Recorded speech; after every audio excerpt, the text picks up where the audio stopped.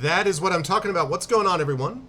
Welcome, everyone. Welcome, Arvanauts, to a Friday night stream. I hope that everyone can hear me okay. There is a rather loud air conditioner behind me that is blowing all the cool air into the room. I mean, not that I'm objecting to an air conditioner, but it's a little much. So anyway, I hope everyone can hear me okay. If so, please let me know in chat, by the way, if you can hear me okay. But welcome, everybody, to a Friday night stream. It is Friday, June 30th. This is actually the last day of June. This is the last stream of June of 2023.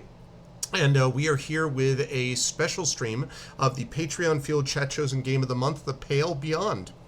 I'm looking forward to, playing a game where it's all about survival in the frozen north. I'm sure that couldn't go bad in any possible respect. But it's good to see everybody. I hope everyone is doing well. And I hope you folks are looking forward to the stream as much as I am. Before I go any further, just a couple of reminders about ways to support us here on the channel. If you haven't done so already, please follow the channel. Please check out our YouTube with !ArvTube. Discord is !ArvCord. Twitter is !ArvTweets. Website is arvaneleron.com. Financially, !ArvShop is the merchandise area. !ArvTrayon is the Patreon, where you can always support us. It is the kind of financial backbone of the channel, and we're trying to move that number up as much as we can, so any support that people can give there would be much appreciated. And if you haven't done so already, please consider as well subbing to the channel and resubbing to the channel. All of those things are good things and can really help us as the channel moves forward and onward and upward as we continue in our second decade of streaming. It's very hard to believe that. I'm still looking into the possibility of doing a subathon later this year, which I've never done in 11 years of streaming, and I think it might be fun to give that a try at some point, so we shall see. On the publishing side, Icarus, my graphic novel from Athos Arts. Library is my Tales and Tomes from the Forbidden Library. That's my 5e adventure and source book from Alligator Alley Entertainment. And my Greyshade, of course, is the amazing Athos Arts' Greyshade, which was published last year and won an IBPA Benjamin Franklin Award Silver Medal this year. And the sequel to that, Renegade, is going to be coming out next month. I actually have a release event which is happening on July 29th, 7 p.m. Eastern. I'm going to have a live in-person signing and reading at BlackRock Books, and I'm also going to be live streaming that, so I hope people are able to stop by and check that out, either in person if you're around the area or just online. It would be lovely to see you all there. So we've got that going on, and you can pre-order that, again, coming out next month at that Greyshade link. You can also pre-order Heretic, which is the final book in the series of the Grey Assassin trilogy, coming out next year. And of course, you can pre-order the tabletop role-playing game from the amazing Brandon O'Brien. That's coming out late this year, or at least hopefully late this year, at least is the plan. We're working on that. And of course, the audiobook from Trent Sparks, which is out and available everywhere, Audible, and all these other sorts of places. Yeah, I don't have Heretic quite yet available as its own command. I do have Renegade available, so we're actually getting there. But that's the deal with that. And if you haven't already done so, please consider picking up or pre-ordering any of those things. Very excited for Renegade and the next book in the series, Heretic, as well.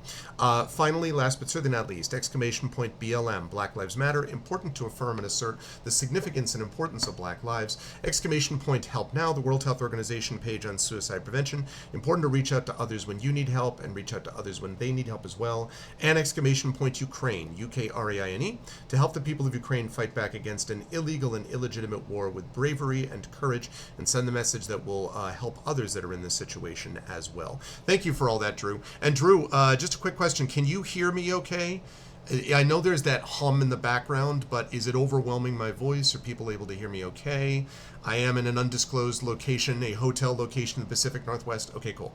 Thanks, Drew. And good to see everyone. I hope everyone's doing well and is going to be able to do get ready for this. Let's see if I can get this to work. Nope, wrong button. The button is this. There we go. Hey, I'm here. Look at that. Good to see you all. I hope everyone's well. As you can see, I am in a spectacular hotel, undisclosed hotel of indeterminate origin, but I've got my setup now, and I have to say, I did, after the little test streams I was able to do a couple weeks ago and then this last week on Tuesday, your room tone on your stream, yeah, it's I could eventually figure out a way to rig like a noise gate for this too, but I'm always balancing. I don't want to, the whole point of this is to streamline it so I don't have a lot of extra stuff to take with me. So hopefully this is the way I do that. But I'm pretty happy with this now. I've got my Steam Deck, sorry, not Stream Deck, Steam Deck over here on the left side, which is where I've got the game that we're going to be running today, operating as like a mini PC. I have a powered USB hub, which runs my secondary monitor, it runs my webcam, it runs my microphone, and then I have the awesome little mini video capture device that I have, which I used to capture my PS4 when I was playing my Final Fantasy VII Remake a couple of years ago. I have that as well, which HDMI is plugged into, and it all fits onto one table. So I'm very happy with this, and we're going to see how well it works with the Pale Beyond. But quick note on schedule. So tonight we've got the Pale Beyond. We're going to be going for about somewhere around 2 hours and 15 minutes, maybe 2.5 hours at the most. Then tomorrow I will be with you folks from 7:30 until 10:30 Eastern, and then I will be closing down shop for that. And then I'm going to be here. Then that's going to be it for at least a week. I'll be back. I could be back Friday night. There is an off chance I could be back on Friday night, but it depends on when I get back from the airport, because I'm landing Friday, July 7th. So I don't know if I'm going to be on the airport, like if I'm going to be in the stream. I don't know, basically, what the deal is with the stream for that. I'm thinking I might be able to, but I'm not 100% sure. So I'm not going to make any promises for that. Saturday, July 8th, I'll definitely be streaming again. But Tuesday, the 4th, it's July 4th, and so no GOG stream and no stream on this channel either. I'm going to be off hanging out with family and in-laws, as I am still out here for another week or so for the Great Pacific Northwest Tour. So that is the deal with that. And so we are going to play this game. Let me just double check quickly, make sure I'm not missing anything here.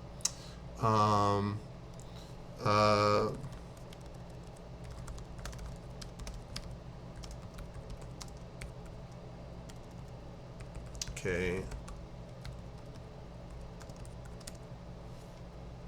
Okay. Right. So that is, let's see, that is this. Right, okay, cool. So yeah, so we are playing tonight the Pale Beyond. Now, I know that it works, but I have not played anything beyond the norm. So I'm going to switch over to this, and you should be able to see me down there. Now, I'm not sure whether my webcam is super mini or not, or whether I have to make some adjustments, and if so, I will make some adjustments. But I'm playing the Pale Beyond. I have not played this game before. Okay, I hear the sound. So we've got that. And let me see what I've got here. All right, what have we got for this? We've got exclusive full scene, that's fine. Ultra, blah blah blah, ultra combo. Okay, how is the volume on the actual game, folks? How's the volume on the game? Those are achievements. Is the game volume right now? There's just some quiet music, I think, playing. So what can people hear? Is it like super quiet, or can people hear it okay?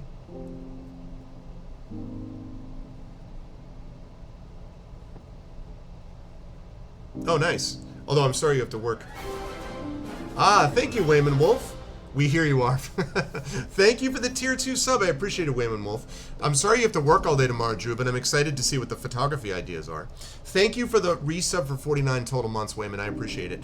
Wayman, welcome in. Can everyone hear the game? I know you can hear me. Can you hear the game okay? 49 months, yeah. It's very quiet right now. Okay, we can hear it. And also, check this out.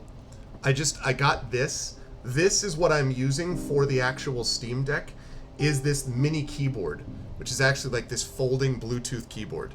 So we're going to see how all this works. I am very excited to see how this actually operates. Okay, other than that, though, I've never played this game, so we are going to see how it all works. Okay, start a new expedition. Alright, let's see. We have Classic, Original Launch Balancing, Normal, Or lower temperatures. Yeah, no. How about we do normal? Okay. Oh, the air be as cold. Of flake and white as a sailor begs their pledge. To the ice they'll pray that leads reveal. Out in the ice they'll stake a claim. That in the dark they'll brace themselves. How about to the ice they'll pray that leads reveal. Some charted course ahead. Okay. Yeah.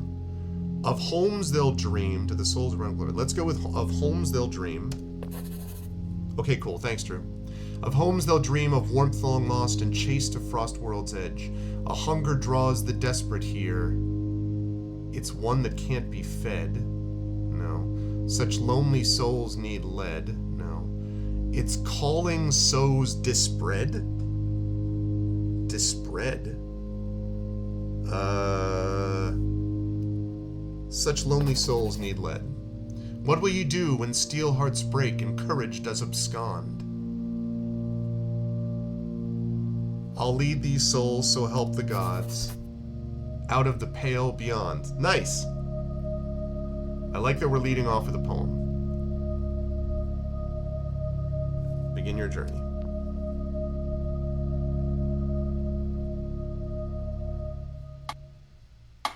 Crew wanted. Able-bodied crew wanted for dangerous expedition. Months of darkness, low wages, slim chance of safe return. Glory to be had in the event of success. Address overleaf. You're alone in the office. Okay. The tea in your hand is long since gone cold. It's perfectly adequate. It's perfectly adequate. Looking around the room, you can make out a collection of military books. On the desk is a ship and a bottle. A metronome ticks away steadily. It's harmless. A simple reminder of the time you've spent waiting. It stops. Okay. You hear footsteps climbing the stairs that brought you here. I'll take a seat. The chair is uncomfortably large. The seat feels worn. The door behind you swings open. The captain bounds past you to the other side of the desk. Nice. Do you have all of your teeth? Sorry? Sorry? Answer the question, please. I have enough to get by. Scurvy. Can never be too careful. The captain sits down. It's the little things you can lose people to. I've not had scurvy before. I've not had scurvy before, if that's what you're asking. There's more things to worry about than just scurvy. How many people have died under your supervision? None. Meaning you're either perfect for the job, a liar, or you'd never been in command. Which is it? I'm gonna say I haven't been in command because I'm getting very nervous about the guy just being like, you know, how dare you lie to me, you son of a, you know. I'm gonna say the latter. The latter. Really? Command tests a person's mettle. Do you think you're ready? I'll have to be. I'll have to be. I see you've already made yourself comfortable.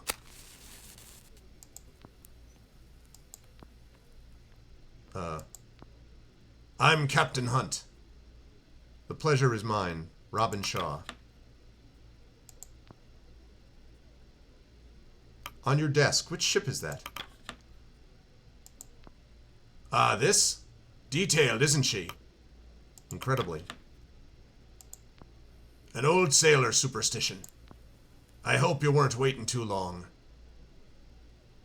It's fine. There's been a lot of candidates. Some good, some bad. Interesting mix. I'm sure you understand the need for discretion. Keep listening. Months of darkness. Low wages. Slim chance of safe return. That didn't deter you, did it? Good work is hard to come by these days. Indeed. A venture like this, however, It's about more than just the money, isn't it? I have a few questions first. He looks down at his list of questions. What is your quest? No. Were you born a landlubber or sea dog? Ooh, interesting. Landborn, I'm from the city. The ocean, the same as yourself. If I knew, I'd tell you. I've been all over. Muttwash. If I knew, I'd tell you. I've been all over, but I'm here now. Ah, muttwash. Plenty of those joining. They call them a muttwash? They're literally called a muttwash. I don't know, chat. If any of you, unless you're born in the ocean, or you're definitely born in the land. Exactly. What's your name? What's the airspeed velocity of Elena? African or European? Myself included. Military experience? Only evading them. Royal Admiralty. Sailed the merchant lines. 12 years. I'm a merchant. Very good. What'd you trade in?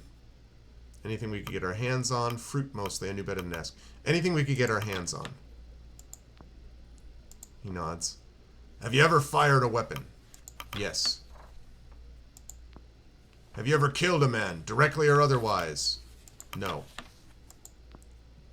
You're not married, are you? Happily. And you're sure they're fine with you leaving for this long? We need the money. I understand.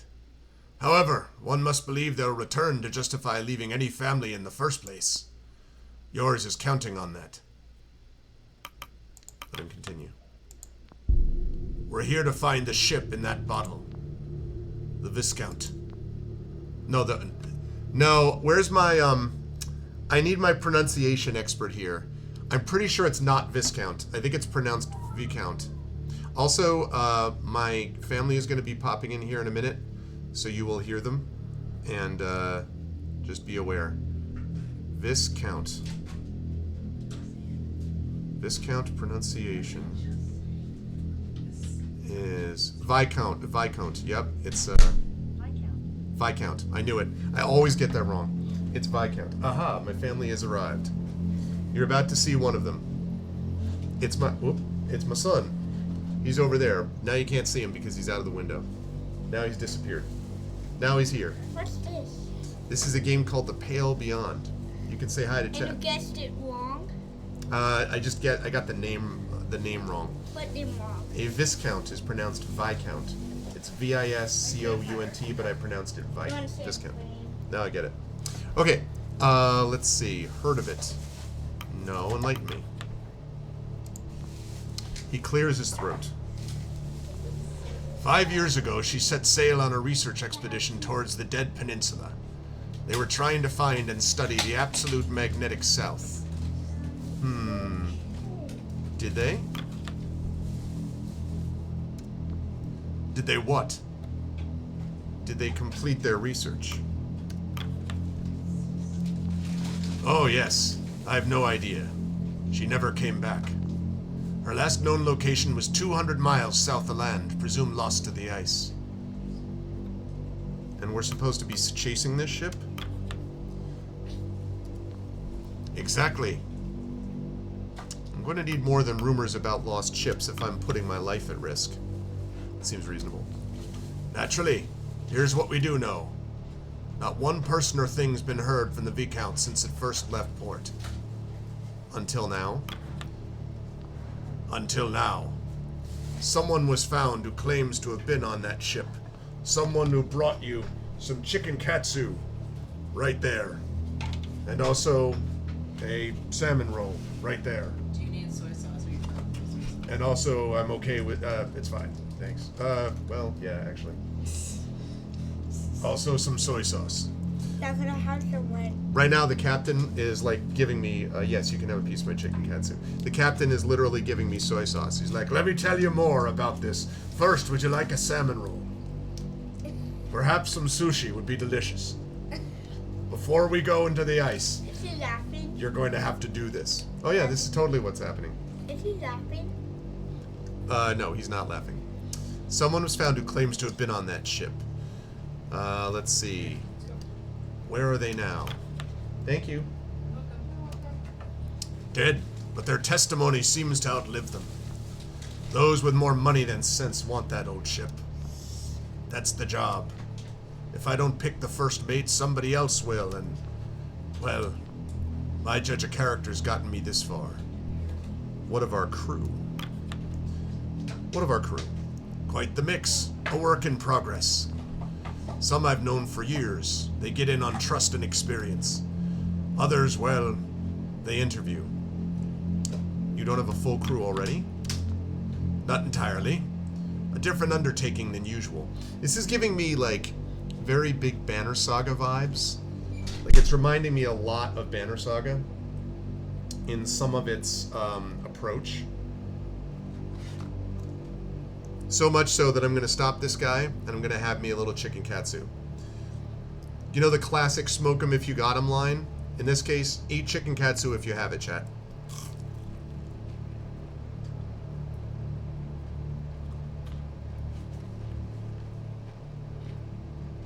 That's pretty good.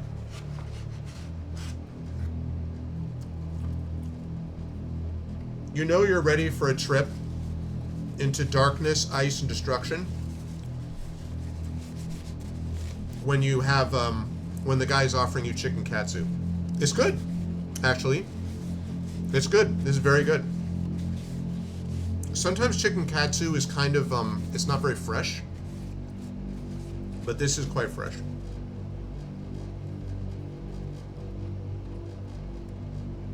Quite fresh.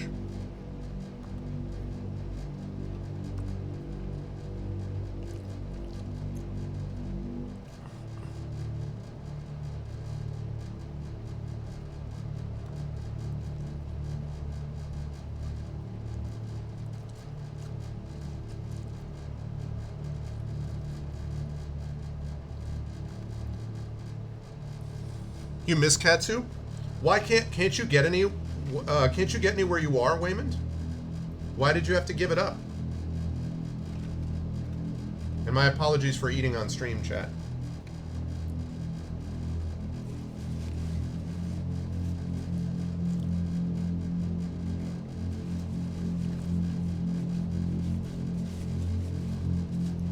I like chicken katsu. Okay, my apologies. I shall get back to... Oh. Mm-hmm. Yeah. Right. Yeah. Yeah. Right, you can probably get, like, sort of standard Chinese, I would assume. You probably get, like, Chinese, but, like, Japanese or anything like that is probably not so easy. Yeah.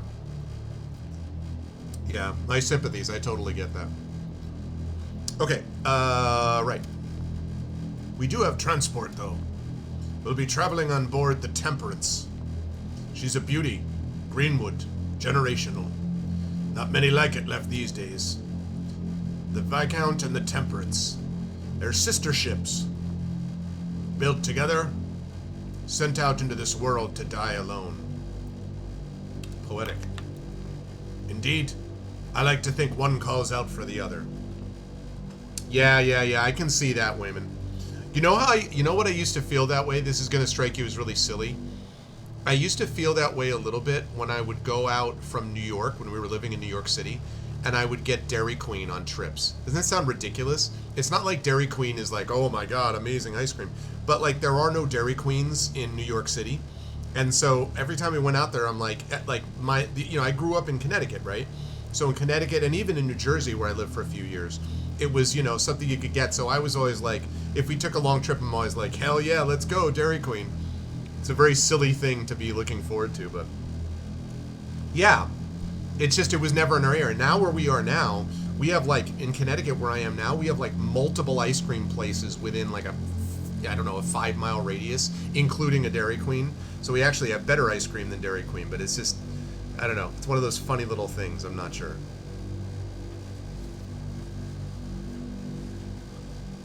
Okay. Captain looks at the bottled chip. So, what do you think? It's worth it if there's a chance anyone's alive. There you go. I agree. Oops, sorry.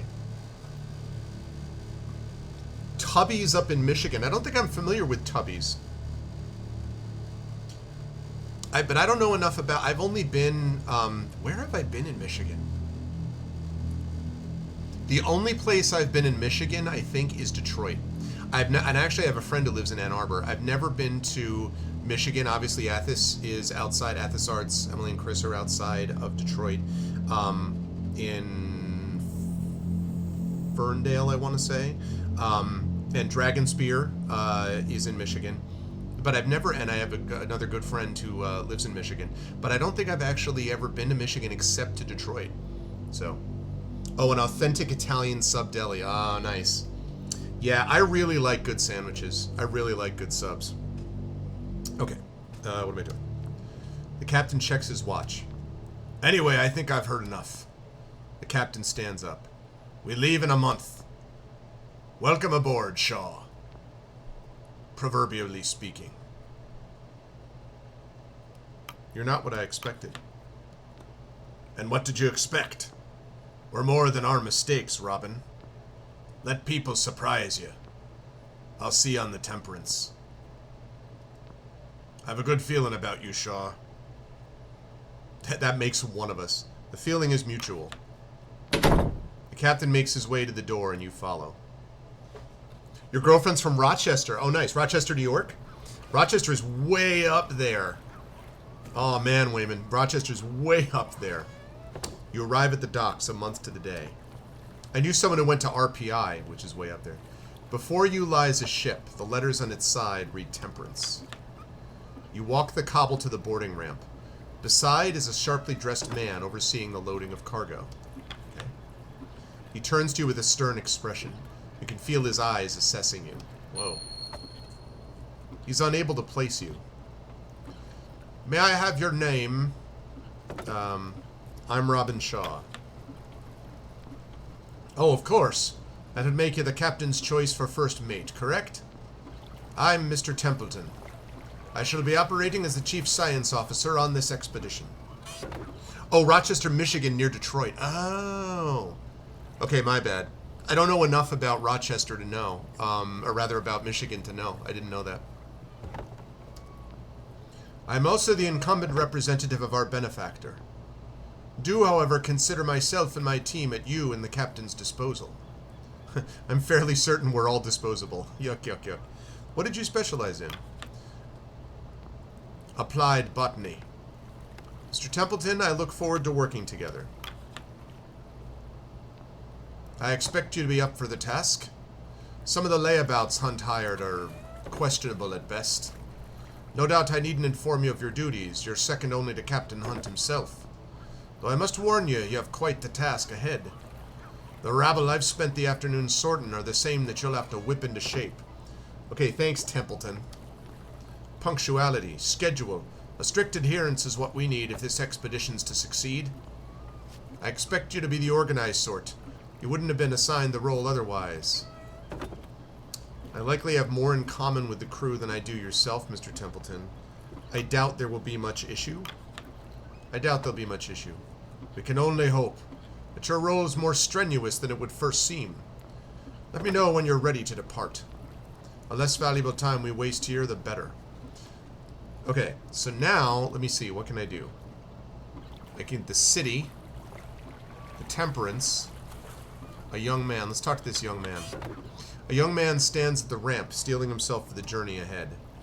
Hesitantly, he begins to drag his feet up the ramp and onto the ship. Okay. What's the deal with the... What about the city? You'll be gone for quite a while. There'll be some time before you see the city again. Okay. Anything else? The Temperance. Hunt's description of the ship was accurate. Near identical to the Viscount, barring some modern additions. I love that that figurehead. That sea serpent figurehead is awesome. Alright, let's set sail. Alright, chat. We're heading into the Pale Beyond. Week 1. 1 week on the Temperance. Wow. The Pale Beyond. Maybe a little... Is it loud, Chet? It may be too loud. It's been a month. I hope it's not loud. It's cool, yeah. A hunger draws the desperate here. Such... Okay, right. First mate Shaw, personal log. It's been 1 month since I signed on, and 1 week since we've set sail aboard the Temperance. I'm told the waters will get warmer as we pass the hemisphere before they turn colder.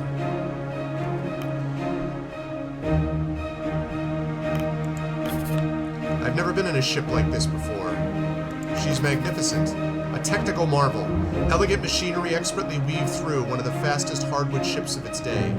Reborn for this mission, breathing again with life. She's simply magnificent. As for its master, he's mostly kept to his quarters so far. I trust the captain. The captain seems a trustworthy sort.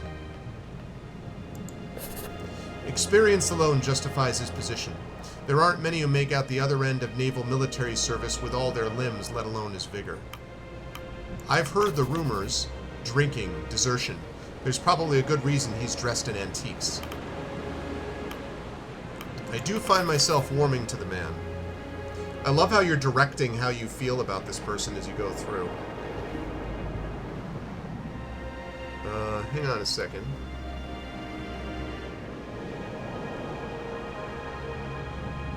Okay. As for the rest of the crew, there are now 22 of us, including the captain. Our next port will be our last before we enter the ice to pick up the remaining 4 members of the crew, the scouting team. Hunt is also keen to work out a deal on a pack of sledding dogs. I've sailed with worse. We came across all kinds trading with merchants, but rarely this split. I can't help but wonder who's footing the bill for all this.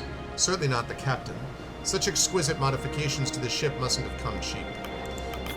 I intend to investigate further. One of Hunt's sailors approaches. Okay. It's from Joe. Captain wants you at the helm. I'll head there now. He leaves. Okay.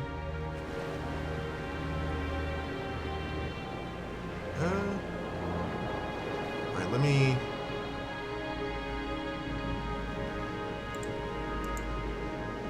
Oh, wait. It's because I'm hitting the wrong button.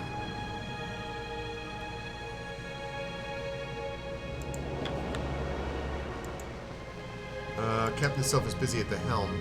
What I'm trying to do...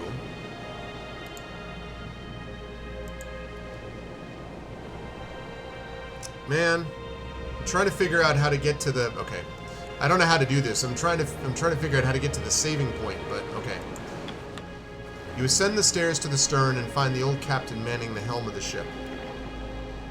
Ah, Robin. Lovely day for it, isn't it? It is indeed, Captain. Indeed. It's days like these I make sure to do my share of the sailing. He winks. Why? Can't afford to go rusty in my old age. Never know when you're going to have to get your hands dirty. He thinks for a moment before stepping aside and stretching out a wrinkled hand. Did you ever take the helm in the merchant navy? Or were you stuck carrying crates? Here, why don't you have a try? You grip the wheel of the ship and feel the weight of the waves in your arms. Okay. Memory and your muscles rear themselves as you begin to move in time with the ship and the wind. Okay. Easy. There you have it. Captain pats you on the back. Fantastic. Now try to get a sense of where we are. Get some perspective. Okay, use this to zoom. Peaceful, isn't it?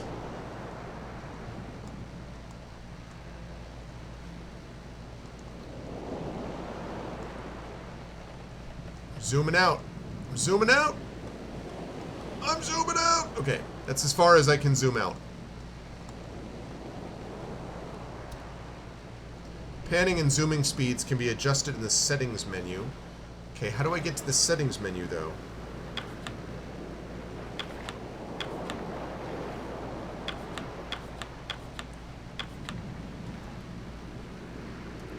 Takes the wheel back from you.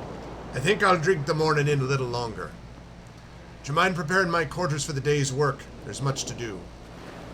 Okay. I can do that.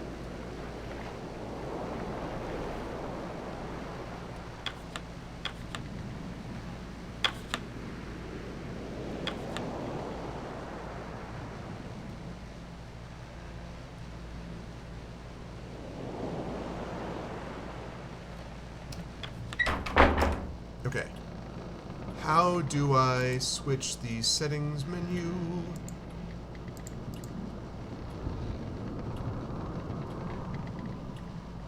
Hey, what's up, Mrs. Dunsel? Happy Friday. Happy Friday to you. I don't know why that's suddenly a birthday song, but that's the way we went. How you doing, Mrs. Dunsel?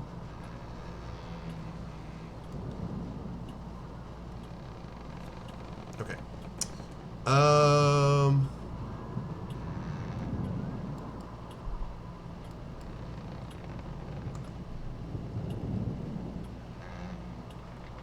I don't know how to get to the settings menu. It'll be useful. I'm glad you're doing well. Take requests. A classical painting depicting sailors doing battle with a kraken. That's great. An ode to an old folk story known to all Captain Seamus. Or was it Hamish? Okay. Yeah, I am enjoying the West Coast so far. It's been, we were actually in Pike Place Market today. It's been quite... I can't say actually, it's been busy in spurts, Like, we're visiting, we have in-laws that we visited. More in-laws tomorrow. I'm having some chicken katsu.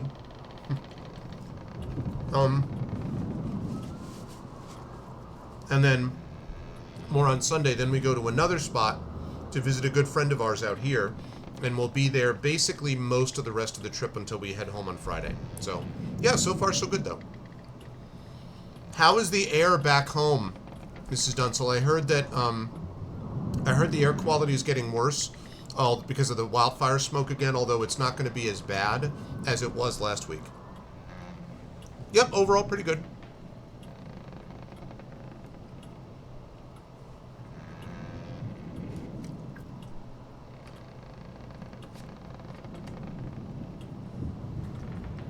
Yeah. I saw a little bit of the air quality map, and I was just like, yee. So, yeah, the folks in the Midwest, of course, had to deal with what we were dealing with, so before it's been rough. Okay. Variety of papers, notes, and maps. Okay. As well as a sealed letter with a stamp you recognize as the mark of the Apperton Tinning Company. The desk itself is suspended with ropes to keep it safely in place. Okay. Yeah, I saw people with masks on.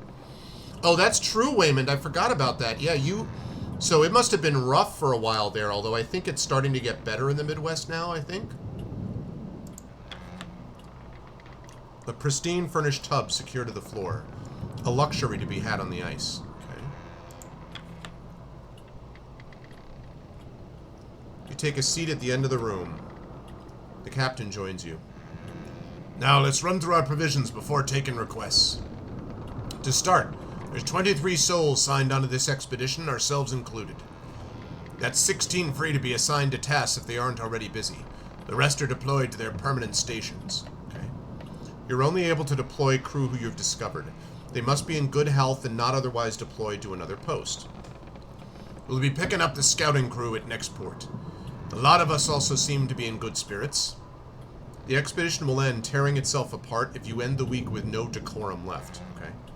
We have enough provisions for at least 6 months in case of emergency. If you can't afford the minimum food rations at the end of the week, crew will become malnourished. Unless cured, the malnourished status will develop into scurvy, a severe status effect that prevents crew from working, eventually killing them at the end of a week. Oh my god. Slightly disabled, we'll see. Yeah, seriously, stay safe, Wayman Wolf. I mean, for us, it was about 3 to 4 days. One day in particular was quite bad. It was very bad. The night before that was getting a little worse. Then that day was quite bad. The next day was somewhat better. Day was better after that, and then it was basically back to normal. So we had about 3 to 4 days of it. And one day was like actually hazardous, like you should not be outside type of hazardous. So, and more than enough fuel to see us there and back again. Colder temperatures will increase the minimum fuel required at the end of a week. If you cannot, this is like a cross between the Banner Saga and Frostpunk. If you can't afford that minimum fuel, the crew will become freezing. Unless cured, the freezing status will develop into frostbite, a severe status effect that prevents the crew from working, eventually killing them at the end of a week. The sledding dogs, well, they're still a matter of negotiation. Dogs will be needed to send sledding teams out to gather resources on the ice. Sending hunts out further requires a greater amount of sled dogs, though rest have become available between the weeks. Now, on to work.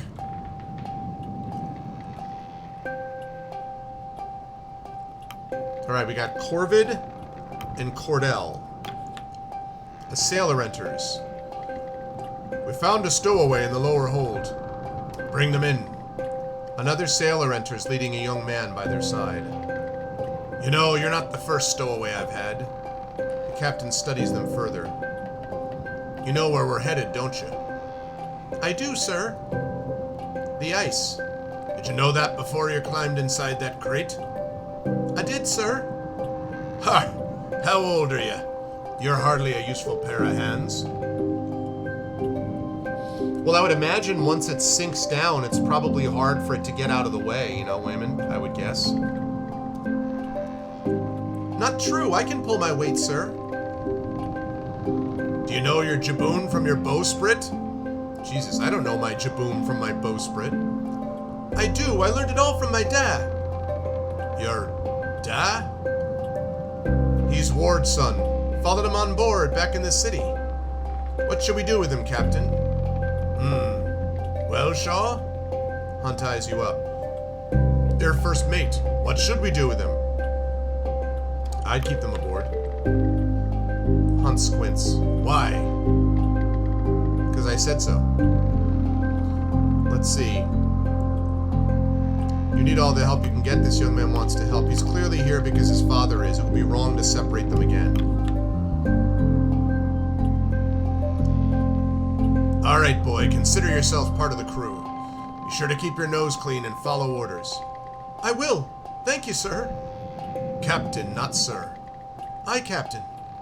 The stowaway joins the 2 sailors below deck, now a member of the crew.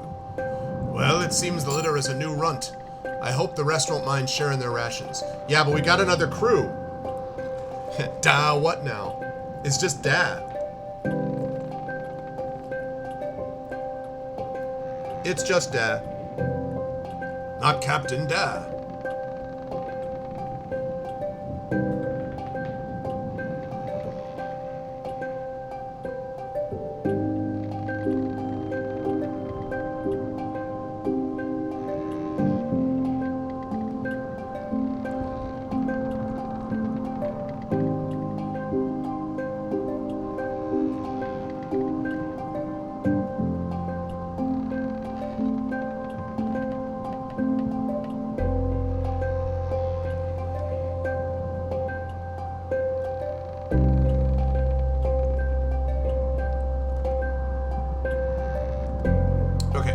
Sorry about that. Just making sure I had this going.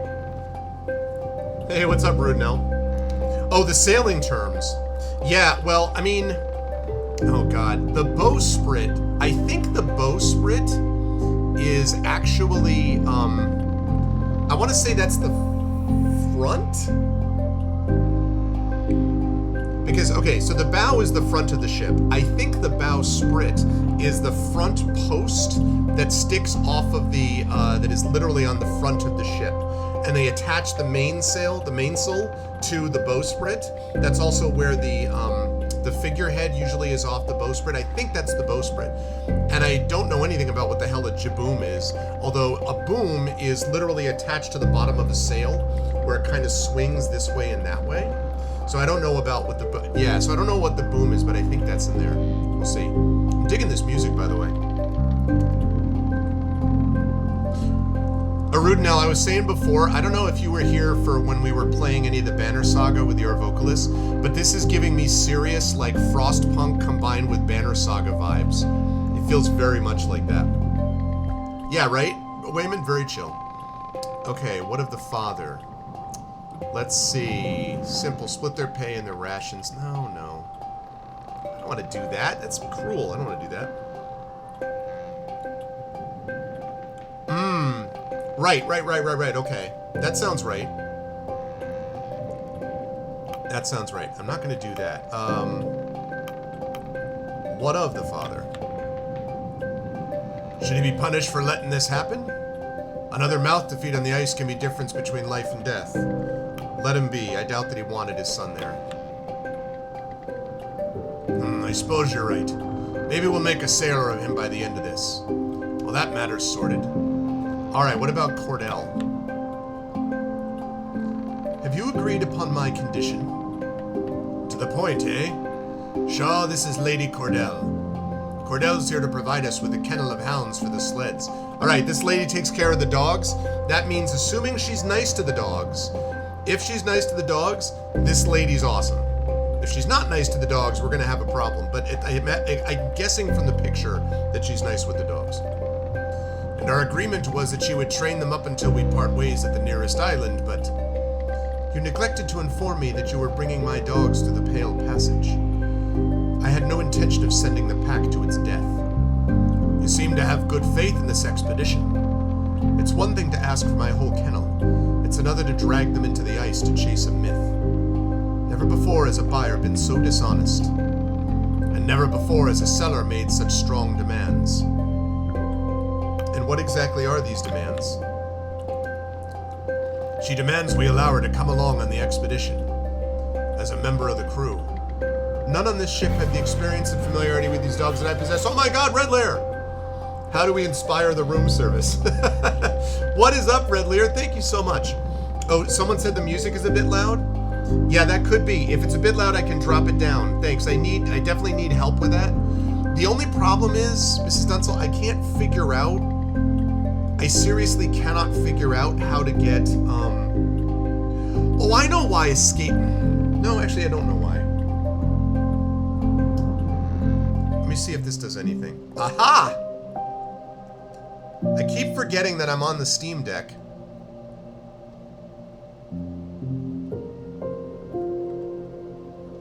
Yeah, thank you very much for that.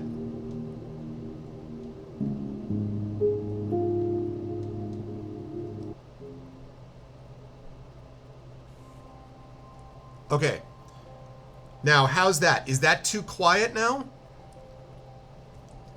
Let me know, folks. Is that too loud or too quiet? Because I can change it. I'm so happy with this setup, by the way. Once I get this streamlined, I'm so happy with it. It's so, like, if I could show you all, it's so compact, and yet I can get everything here that I need. So happy. Oh, you barely hear anything. Okay. So that's not so good.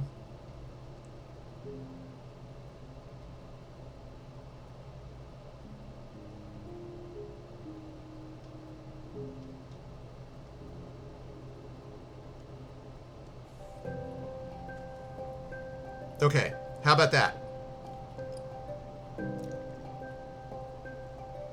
Now, too loud, or is that okay?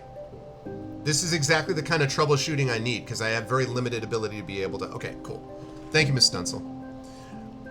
By the way, I assume Chad agrees with me. We are 100% bringing this woman on board. If this woman knows the dogs, and we're helping the dogs, we are, like, and if having her on board helps the dogs, we're 100% helping the dogs. I'm just telling you right now. If you're taking them to such a brutal location, they'll need me to guide them if they have any chance of survival. The humans on board too, of course. Of course. You can see my dilemma, Shaw. We've just accepted a stowaway. Bringing on another member of the crew is a risk, but our hands may be tied. Your thoughts? I don't see the harm in having an expert on the sled dogs. A good point, Shaw. Yeah, like, we're gonna need the dogs. The dogs are gonna be doing the hunts that we need for resources. We gotta get this woman knows what's going on. He turns to her. This deal's already to your benefit. Do you have anyone on board with extensive training in the management and ruling of dogs? Your sleds are useless if you can't control the dogs efficiently enough to haul them. And I would like to ensure my dogs are treated properly. Welcome aboard, Cordell. Your knowledge should prove valuable.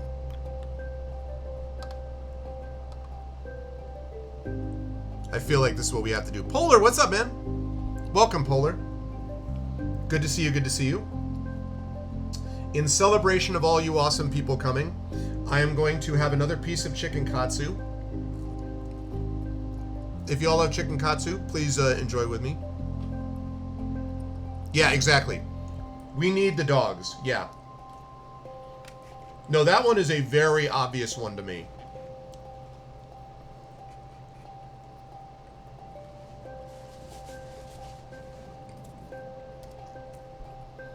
Invaluable. I'll have a room prepared for you below deck. No need. You'll find me in the... Okay, now. This is another thing. I want to get this right. How you spell F-O-R-E-C-A-S-L-T.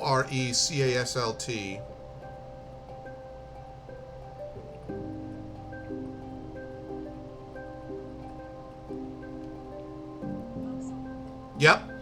That's pronounced Folksel. Forecastle is not pronounced Forecastle. It's pronounced Folksel. Folksel. Oh, God. Great, Arudnell. That's great. I'm going to get to the end. It's going to be like, well, we can hurt this dog, or we can hurt the stowaway. And I'll be like, you know, it's going to be one of those deals. But we'll see. She leaves. I hope I'm not making a mistake, Shaw. Okay. Plus 14 available dogs. Let's go. All right. Now that that's all settled, I have one more errand for you to run. Could you grab the Stoke brothers and order them to meet me up deck after dinner? Hefty lads, red hair, you couldn't mistake them for another. Yeah, exactly, right? Right? And I'm going to be sitting here, Rodnell, being like, God damn it. Right. An urgent matter?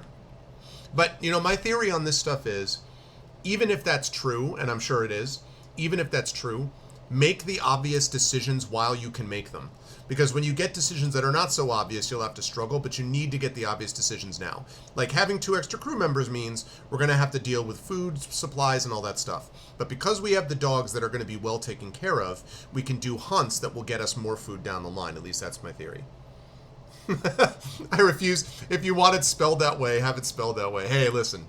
What can I tell you? Soylent Green. Soylent Green is people-ish. Not at all. Nothing you should concern yourself with. They'll be down on the middle deck. In the meantime, you should grab a copy of the crew manifest and get acquainted with more of the crew. Okay. Well, let's go do that.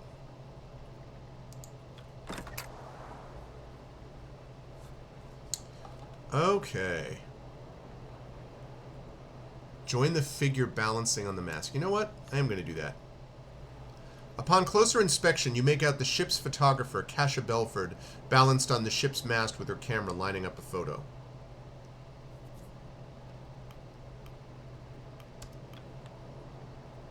Snapping a shot, she clambers down, only noticing you on her landing.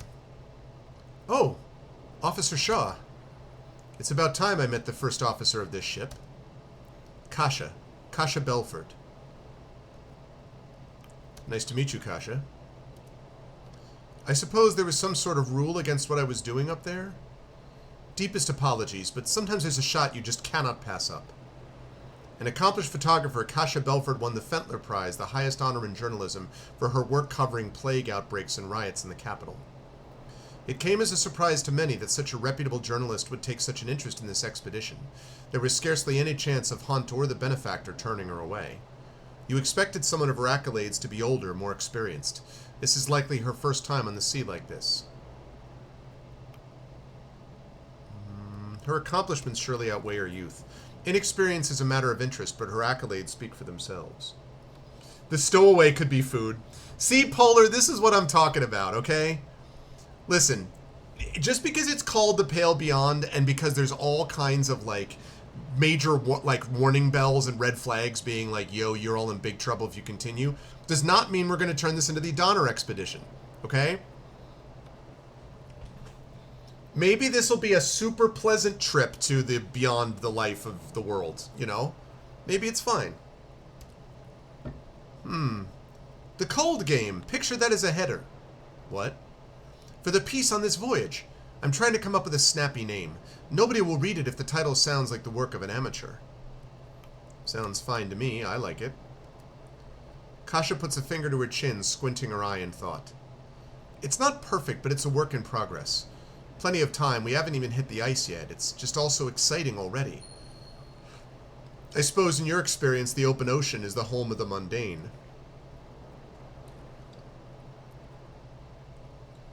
The real expedition? You mean this expedition? This is based on a real expedition? I didn't know that. The only thing I knew about this game is the very limited stuff I saw on GOG about it. But I literally hadn't played any of it until I started playing with you folks. Though I suppose you never traveled this far south in the merchant lines. Avatar: The Last Airbender. What's up, Dragonspear? The first expedition to actually cross Antarctica. Oh, cool. That's very cool. You know who I am? She looks like the Water Tribe. It's fortunate that I've actually watched enough of The Last Airbender to know all of that. So I've watched a few episodes and can actually know the reference point now on that dragon. Of course, I thoroughly researched the crew of the Temperance. May seem somewhat excessive, but I feel it's necessary for a proper chronicling. That and plenty of pictures. Don't worry, Shaw. You don't have a reputation that sets you apart from the rest. A celebrity like Kurt Darling's presence will dwarf any rumors that could form around you. The hell's Kurt Darling? That reminds me. He'll be joining us at next port. I should get his picture at some point. Kasha holds up her camera with a sense of pride before holding it up to her face. Stand still, Shaw.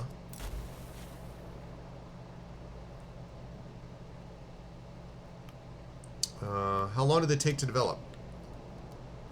Only a day or two. I've made a makeshift darkroom in the hold. Speaking of photographs, she hands you an annotated document. Here it is, the crew manifest. Whoa. What is this? Okay. So we've got, okay, the captain, Ice Savvy, he's a muttwash. We don't know who this is. We don't know who this is. We don't know who this is. This is Richard Templeton, right? He's the science officer, Landborn. He's the guy who says we need to be efficient. Don't know who this is. Don't know who this is. This is Kasha Belford. This is the journalist. And that is Robin Shaw, who's me. And I have no head. I'm a headless mate. Okay. Sailors. This is also reminding me a little bit of Return of the Obra Dinn. He's the more polite cousin of Kurt Rude Jerkington, yes. This reminded me a lot of Return of the Obra Dinn as well. Timmy Runt Ward. There's a nickname that I want. Hello, I'm Runt Ward. Okay, undiscovered, undiscovered, undiscovered, undiscovered, undiscovered. We've got Killian Smurf Sanders. He's always blue. Hey. Emilia Corvid Sparrow. Joseph Joe Gren. Yeah. Don't have the scouts yet. We're picking them up. We don't know who the engineers are yet. Don't know who the scientists are yet. We talked about the specialists. Resource cards. I don't know what that is. Key items. We have Grimley's accordion. And we have a camera. Right? And we're back to this. Okay? It's a work in progress.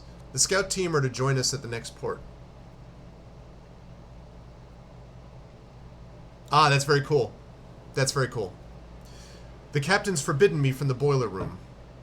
If you could ask the others to get their portraits taken, I'd be very grateful. Don't want to leave anyone out. Thank you, Kasha. She smiles. It might have been Twain who said this. Never get into a battle with anyone who buys ink by the barrel. Not gonna end well. I'll not disturb you of your work any further, officer. I have a few more shots I want to get before the sun lowers, anyhow. Safe shots, officer. Don't worry. You leave her to her work. Okay. Right, so we've got Spot a large man with a youthful gait carrying a heavy crate over his shoulder with relative ease. Oh, you're Officer Shaw. He gives a bright, warming smile. 2 Johns. I have 1 John and Long Johns, but I'm 2 Johns. Little bit smaller than 3 Johns, but definitely more than 1 John. You know nothing, 2 John Snows. Okay. That's what they call me. I'm sure you'll get your nickname later. 2 Johns attempts to offer a handshake but loses control of the crate. He struggles before firmly holding it in place with both hands. Ah, maybe later. Work awaits. John John is added to the manifest. Let's go, John John.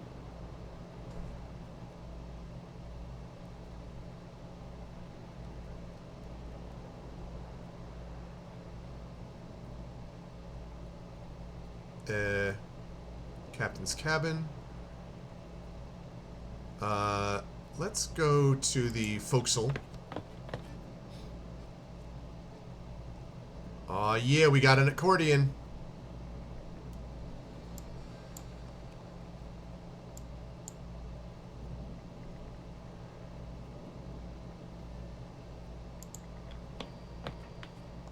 Aw, yeah, alright, let's see.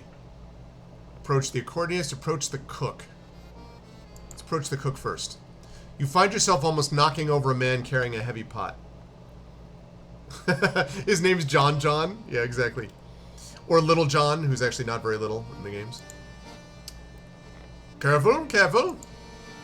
You almost got drenched in broth.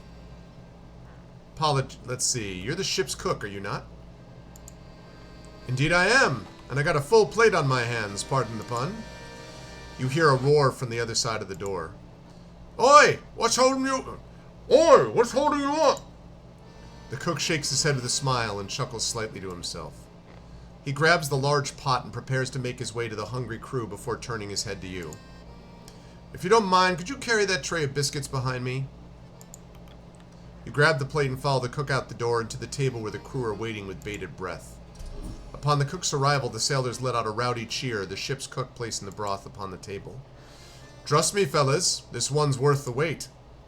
The cook speaks with a tone of pride as he ladles the broth into the bowls, apostrophe S for some reason, of the crew.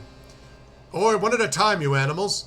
Ward, you're awfully handsy for only 1 arm. Ah, piss off, Junior. Got some bread here, too.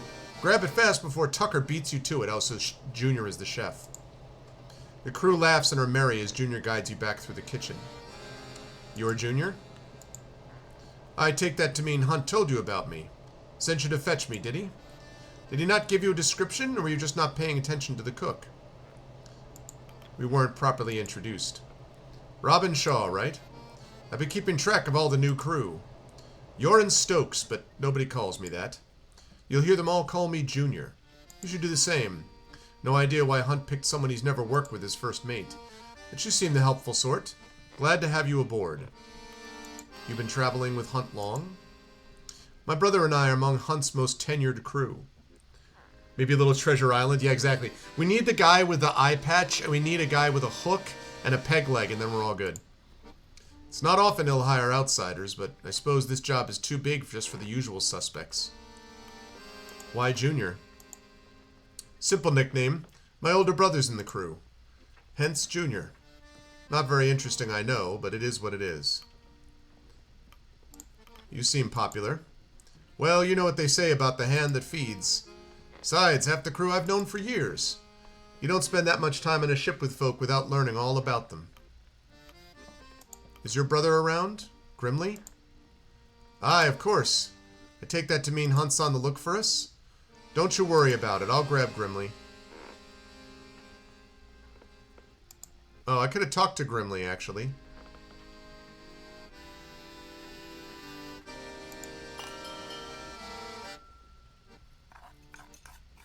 Crew have their meal. It passes in relative silence. Okay. The crew return to their posts. The hammocks are unfurled in preparation for the evening. Twilight falls. Okay. Time to talk to the runt. Over dinner, you overhear the newly picked up stowaway speaking with a one-armed man. But You're lucky Hunt didn't throw you overboard. I have a mind to do that myself. Come on, Dad. I'm here to help. Better know that involves work. Don't expect special treatment. I won't. You're an impossible child, Timmy. Yeah, Doug Ward. Look, his son's there. He's trying to help him out. You spot one of Templeton's science team pacing around the middeck, searching through some luggage that's been pulled from a cabin. The other reason we need to do this, chat, is we need to know who all the crew are so that we can assign them to tasks. And we don't actually know that yet, so. Let me look in the light. Where was it now? He notices you. Ah, Officer Shaw, correct? Dwight Glossley. Apologies, I seem to have misplaced something while settling in the cabin. A bottle of wine, actually. Can't be hard to miss. It'll turn up eventually. I would hope so. My wife and I brought a bottle to celebrate with. To be saved for the journey back, of course. Well, if you find it, please let me know. Okay, Dwight Glossley. Got the ocean. We got Templeton. Let's go find out what's going on here first. As you look over the railing out to the ocean, a wisp of smoke flies past your face. You turn to examine and spot a sailor with a pipe in his mouth and a sheet of paper in his hand overlooking the stirring waters. Oh, he's a smoking sailor. Looking at something? Who are you? Tashi. After introducing himself, Tashi falls silent and begins to read the letter. Trying to draw a conversation from him may be similar to extracting teeth. Alright, we got Vern Sheridan. You spot Templeton looking out into the sunset. As you approach, he turns to you and nods. Ah, Officer Shaw. It'll be some time before we see a sunset such as this again. The light distribution towards the southern pole is quite the change. It'll be quite some time before we return home. Indeed. Templeton keeps his focus on the reflection of the setting sun over the stirring waters of the ocean. There's great expectation upon us, officer. From who? Oh, so did you... I remember you mentioning that you had seen some stuff about this, Arudnal, but did you, like, see a dev, like, interview or stream of it or something like that? I know you said you had seen some stuff about this. Who is this benefactor of ours? That's not for you to know. Not yet. His name is Higgins, and you, sir, are Magnum P.I. No. Templeton looks down, catching his reflection in the ocean's surface. He looks back up at the sunset. I am your benefactor. Quite the sight, but I wouldn't linger upon it too long. We should retire for the evening. It's important the first officer be well rested. Okay.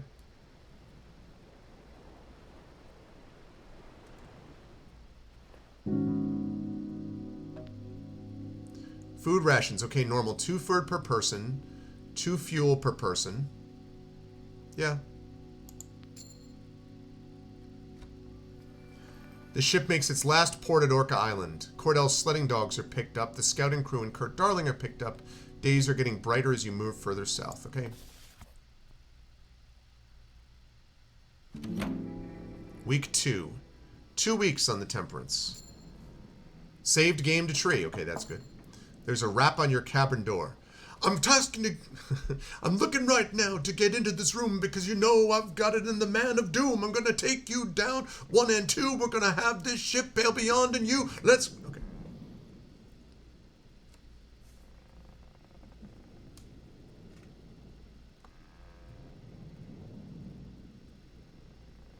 Yes, Bellular. That's right. I remember you talking about that. Project because he wants to get into a game dev position knowing WoW won't last forever. Doesn't want to be a WoW news person. Left with no career. That's right. I remember you mentioning that. And it seems fair. I got to be honest. It seems pretty impressive for that. I mean, it seems pretty impressive for someone who doesn't have a lot of experience. I mean, you know, like wants to do this in this game dev position. We'll see how it plays, but very interesting so far. Come in. The door swings open to reveal Kurt Darling, all but filling its frame, grinning ear to ear. Ah, this is the guy. There you are, Officer Shaw. The ship's navigator is a difficult man to miss. Stature and reputation precede him. Oh, very cool. Adorned with a slew of apparatus, this seemingly one-man expedition would be known to anyone following the heyday of exploration and the merchandising that followed. It's an honor, really. A wealth of invaluable experience in such hostile environments. A wonder he's not been swept up to some other post. Hiding away from the rest of us, are you? Are you always this early to rise? These days I tend to enjoy a good lie-in, but not during an expedition. You know what they say of early birds and worms. Apologies for not stopping by sooner, Shaw. It took a while to set up my team, and a great deal of the crew was quite eager to meet me. That's right. You're something of a celebrity, aren't you? I take that to mean you haven't heard of me before? Well, that is a pleasant surprise. There aren't many who haven't seen my films, particularly in this line of work. More than one fellow on this crew said my work inspired them to explore the world. Quite the honor, is it not? I'm certain you receive that praise often. Not as often as you would think. I suppose I did get distracted, didn't I? I was hoping you'd join me up deck. Does Hunt require my presence? No, no. We finally entered the pack. I thought you'd want to see it for yourself. I might want to actually see it. I don't know. I don't want to be this guy doing it, but I don't want to get pooped on by a bird who the heck wants to eat worms. I'll be right behind you, Kurt. Kurt turns to walk away before turning back. Oh, and enjoy your morning. It's a good day, Shaw. Har! Okay. He leaves. Week 2. The ship makes its last port at Orca Island. Okay, I already know about all this. Okay.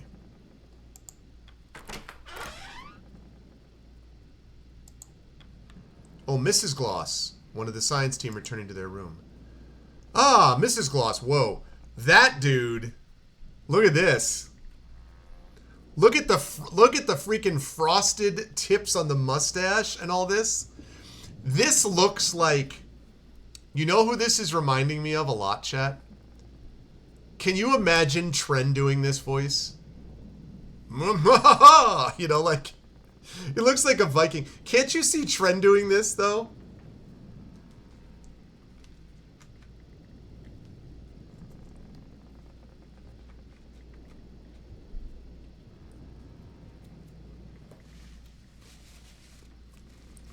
Well, either Santa, but I mean, like, you know, larger than life and, well, let me tell you, you know. Yeah. This is so trending.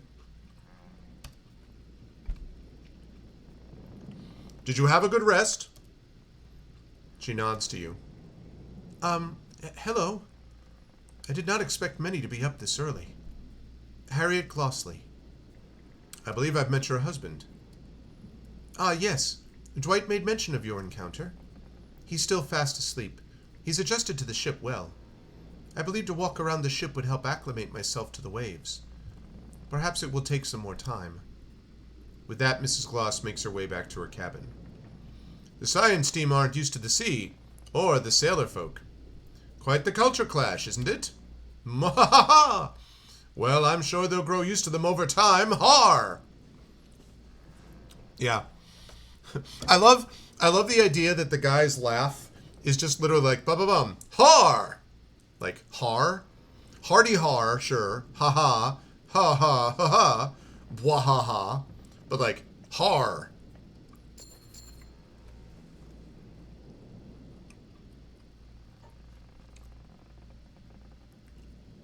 The doctor's office. Door to the doctor's office remains locked. Seems the good doctor isn't in. Or perhaps enjoying his sleep. You're yet to come across the ship's doctor even after all this time. I hope that's not going to be a problem. Join Kurt at the bow. I will in a minute. At the stern. Yeah, we got the eye patch. Alright, chat.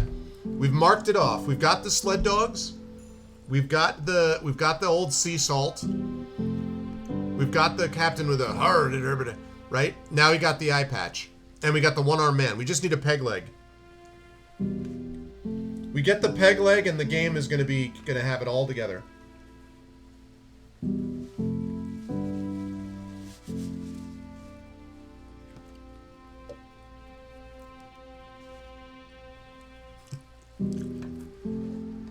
Almost Yahtzee. It comes out as ha. I'm going to go up to Have It Yad. Take my cas. I left my khakis in the khakis. Drew, I've told you this before. One reason that I get along well with you is the fact that I have such a fond memory of Boston that anytime I have anyone with a Boston accent, I just get a smile on my face. For those of you who don't know, Drew does have a strong Boston accent. Actually, if you're not already doing so, I know Arudinel does this. If you have not already done so, you should be following Drew, because Drew streams as well. And, yeah, but it's always fun to hear Drew's accent, separate from any of that. I mean, Drew's a good dude, obviously. But I always love hearing Drew's accent. It's great.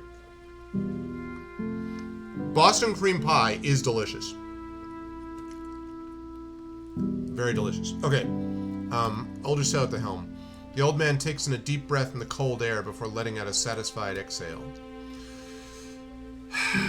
Morning. And a good morning to you. He eyes you up.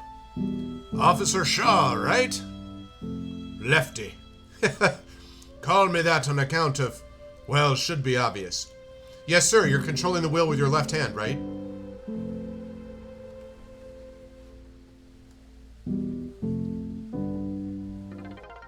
Oh, shoot.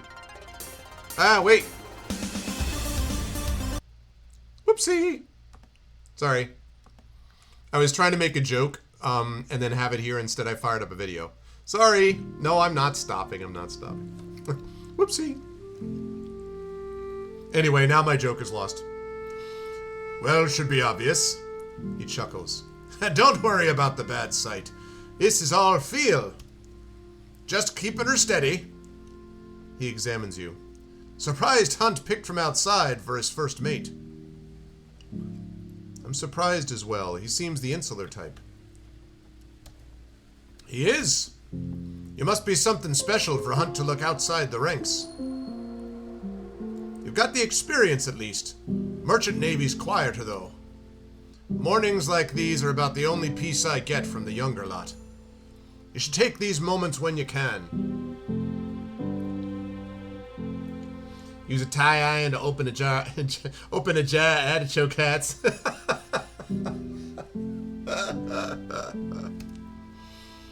Lefty returns his attention to the helm. Dragon, how's the air out by you, Dragon? Has it gotten any better? I was talking to Wayman before about how the air was pretty bad yesterday. Is it any better by you? As you get older, I suppose you learn to value the quiet moments, eh? Let us hope we're just as diligent when we're old and gray. Myself before you, of course. Okay. We got our boy Harold Turner.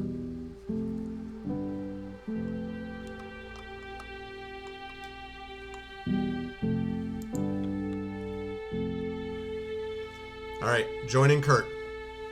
You both feel the temperance break the flows below you. Gripping the railing, he draws an enormous breath.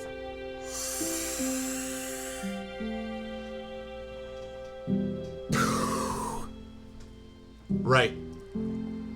Yeah, everything above 100 isn't good. Well, as you know, we had this same problem, a couple weeks ago. I was talking with Mrs. Dunsel earlier today. So, I hear that.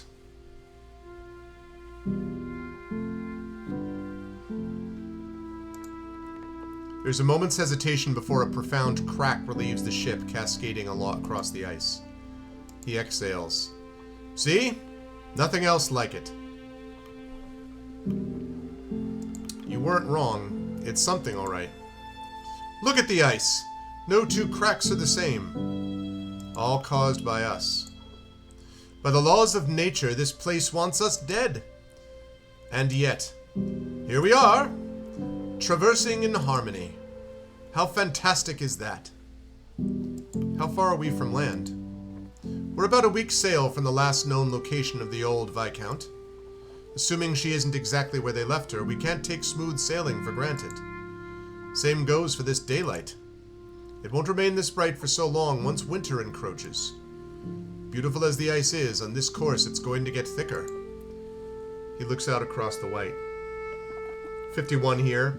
Yeah, Rudenell, so not too bad. Also got my car rear-ended and crashed into the car in front of me while I was standing at a red light fun week. Oh, no. Dude, that sucks. I'm sorry to hear that, Dragon. Are you okay? Did you get, like, whiplash or anything like that? That sucks. And I hope that that guy had or the person in question had insurance and all that. That sucks, man. We won't be so confident when the leads dry up and we're stuck here till the next cycle. We need to change course. Avoid the pack. Have you informed Captain Hunt? He won't listen to me. Thinks I've been dulled by retirement. I've probably seen more ice than he has whiskey. We have enough supplies if it comes to that. It's not the supplies I'd be worried about in that situation. People will turn on each other before they let themselves starve. Have you ever experienced the long night winter? It's not pleasant to say the least. Can't say that I have. We're only as good as the unhappiest man, Robin. I'll do what I can. Thank you for bringing this to my attention. Kurt nods and turns back to look across the ice. Shaken up, that's all. Only 8 months old, too. It was a young lady, but she fessed up to the police officer. Oh, your first car accident? Well, yeah, I mean, I've been there. Yeah, 11 shadowing, no kidding. Yeah, but still, I'm sorry to hear that, Dragon. That sucks. Okay. Alright, let's go talk to the captain. Not going to take requests yet. I want to make sure...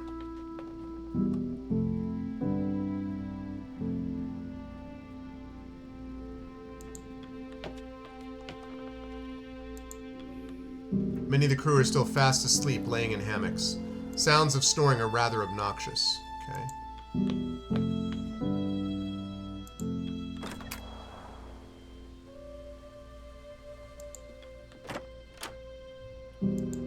Okay, request time. My foreshadowing goes to 11. Ah, Shaw. Ready for another day of work. Did you hear Kurt's advice? He wants us to switch course. I had a few words to share. He may have been an expert in his time, but these days Kurt is one with more money than sense. Anyway, back to work. I was hoping you'd help me work through a few more requests from the crew. You may have noticed the line pulling up outside. Everyone wants something, it seems. Call them in as you please. Alright, we got Hammond, Kasha, and Corvid.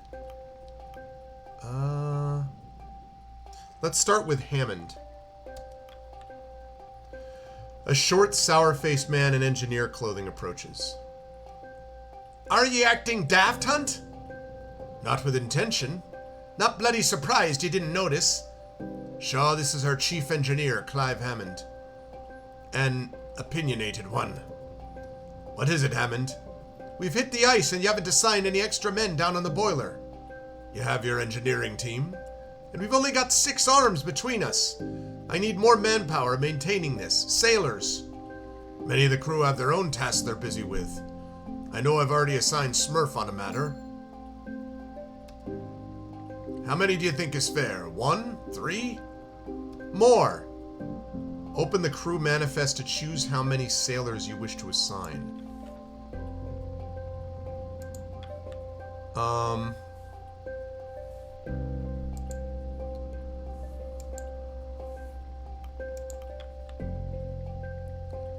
Okay, so at 1 to 4.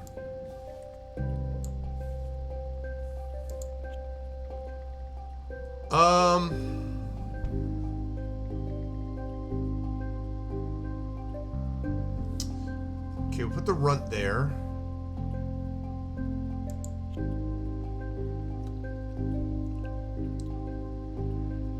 Yeah. No, I get that.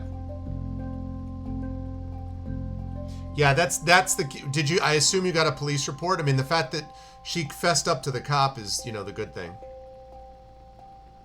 Yeah, I mean, if you're just standing at the light and someone rear ends you, what are you gonna do? I mean,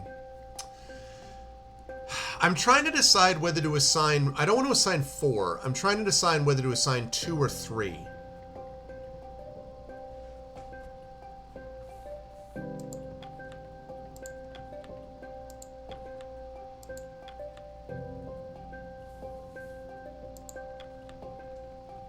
Okay, that's good, Dragon. I'm trying to decide whether to assign 3 or 4. What do you think, chat? I need to save some crew because I'm going to need to assign them to other things as well. So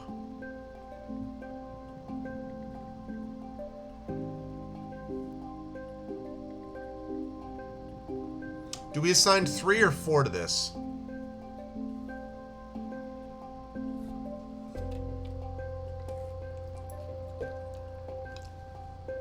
You have to buy the report online. Oh, great. Lovely. That's charming.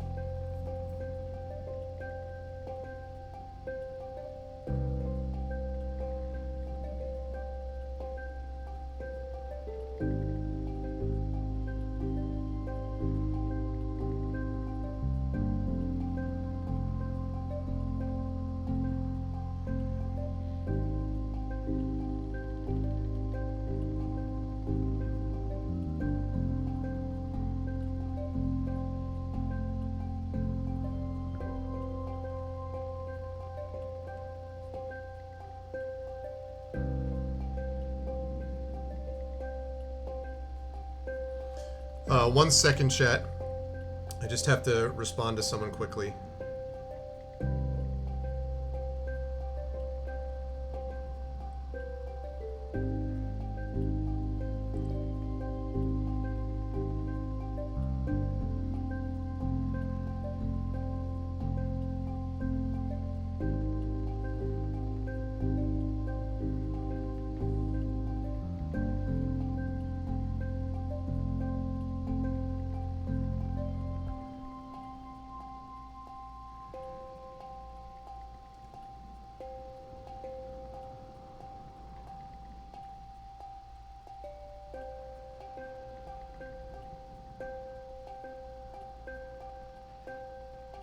One second, bear with me.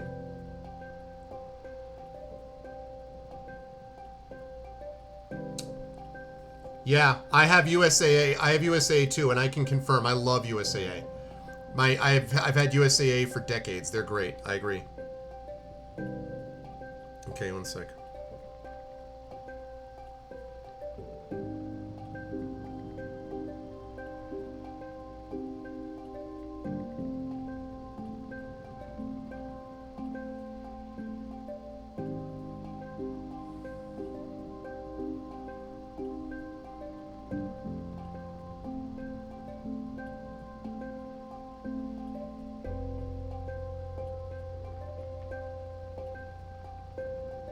Okay.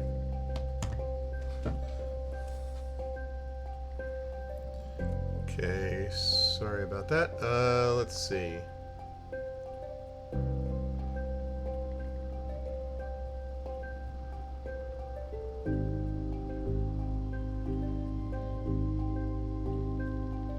Bearing. Okay, there we go. Lovely, wonderful. Okay, great. All right, on we go. 2.5. I'm gonna stay with 2, I think.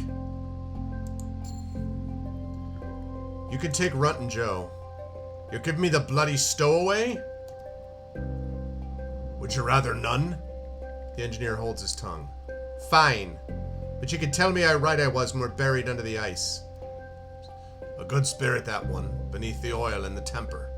You won't be seeing much of him, no. Prefers to burrow himself into the boiler room. Alright, let's talk to Corbett next.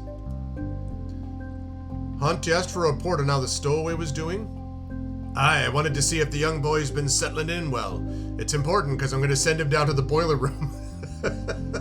So I hope he's okay. This guy's going to be like, he hates heat and working with things under pressure. Get him back! He has indeed. Means another mouth to feed, but the boy works hard and doesn't ask much. He has his dad to guide him as well. I'm sure the boy's father is ecstatic. Worried sick, but happy, aye. Well, what do you know, Shaw? Perhaps you're right to keep the boy aboard. She leaves, okay? Captain, Shaw, a thought occurred to me the other day while looking through the crew manifest, and, well, it might be too late for this now that we've already entered the ice. Out with it. I thought it'd be good to have individual photos of the full crew. For your report? Not only my report. It'd be good reference for the manifest, put faces to the names. Much of this crew have served me for years. Some decades. I have little problem putting faces to the names.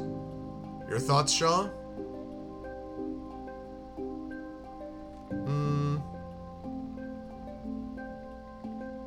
Seems a good idea. If nothing else, it would make for a good souvenir. Sentimental of this expedition, are you? Some proper photographs will have some historical weight to it. Well, Belford, I see no problem there. I'll arrange for the pictures to be taken before the crew have their dinner. Thank you, Captain Shaw. In the meantime, I'll attempt to get as many individual crew photos as I can. You're still welcome to help on that matter, Officer Shaw. She departs, satisfied. Okay. Good to have that all settled then. Perhaps you shouldn't rule out old Kurt so easily. The man thinks there could be an alternate path through the ice. He's free to search for it. Shaw, meet with him when you have time. Changing course or not, we'll want one of his scouts set up in the crow's nest. Take care of that, then you'll be done for the day.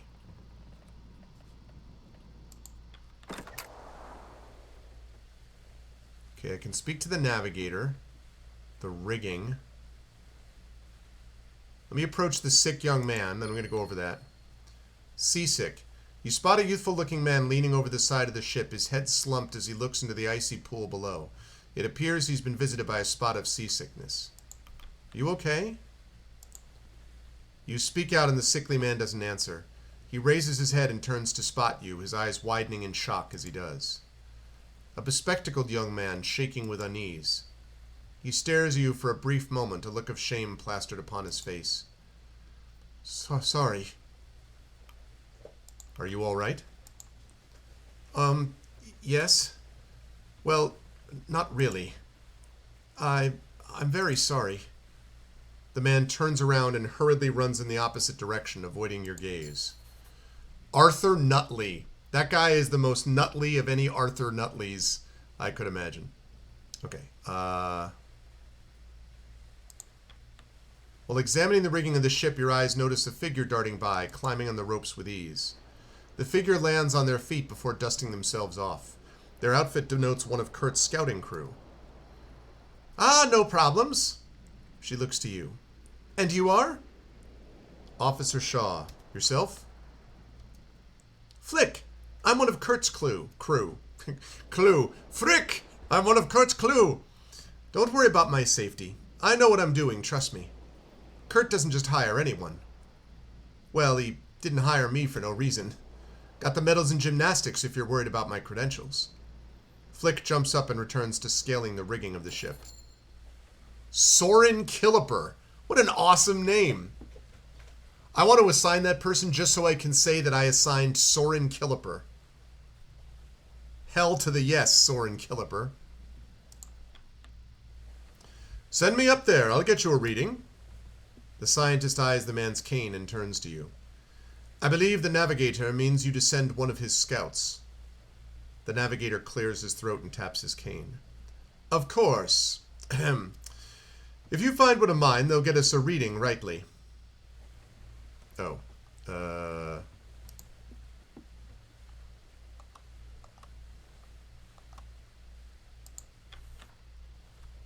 Well, let's talk to Flick. They ascend to the nest and take a reading with the sextant. All clear from up top. Whoa. Okay. Orca Island.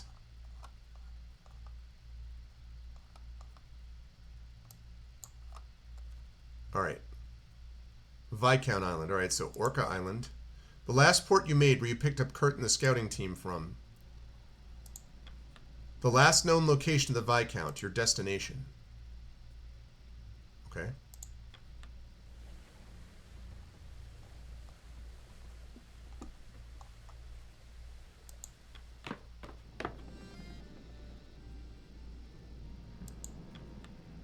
You overhear two of the newly arrived scouting crew talking.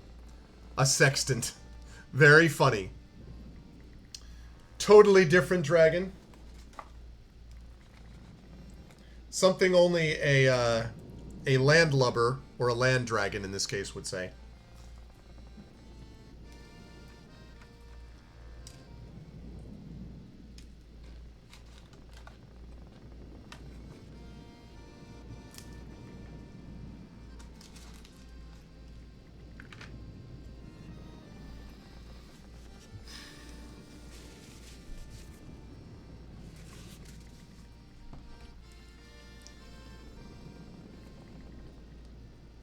Just a second.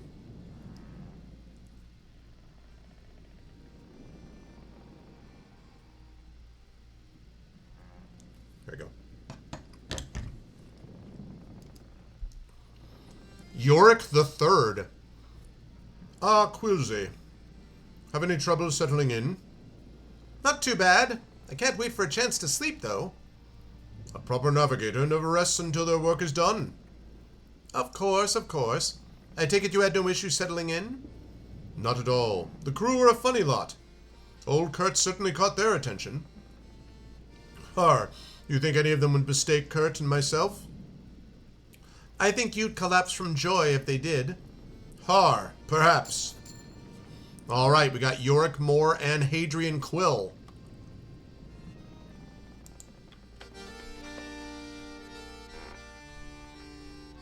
Time to talk to this guy who I did not talk to before.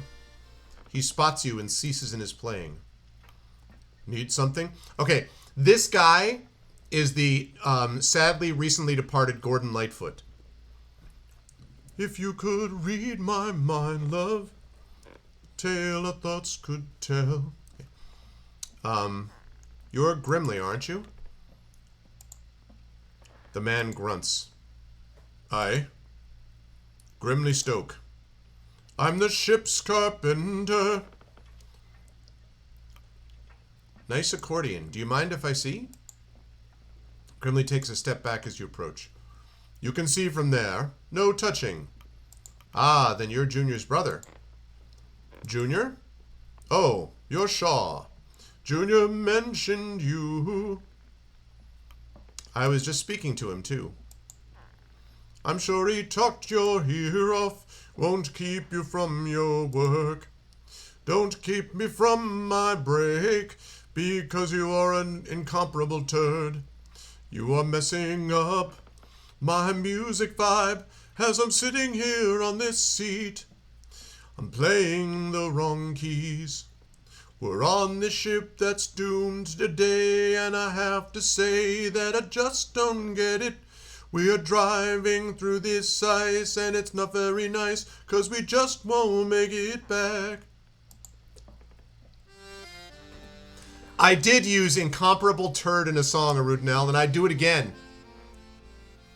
This is the kind of content you don't get anywhere else on Twitch. Where else can you hear incomparable turd? In a place and mean it. Oh my goodness. Okay. A hooded sailor. Hey, the hooded sailor spots you, keeping their hands firmly in their pockets. Okay, this guy's totally Batman.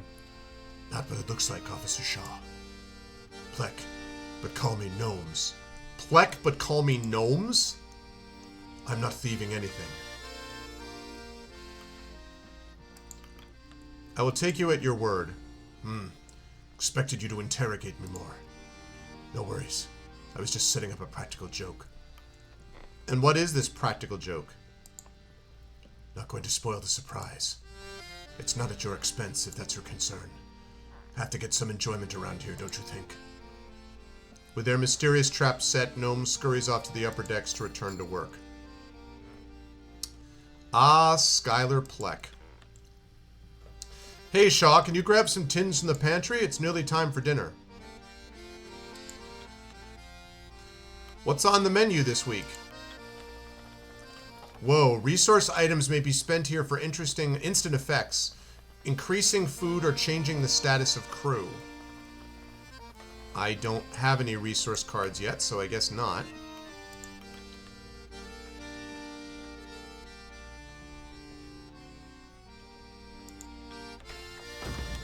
The moment you enter the pantry, a bag of flour drops in your head, scattering all over your officer's uniform. The hell's with that? Gnomes! You wipe the flour off you before continuing. God damn it, gnomes. We got a crate of tinned food. I bet you think that was funny, gnomes.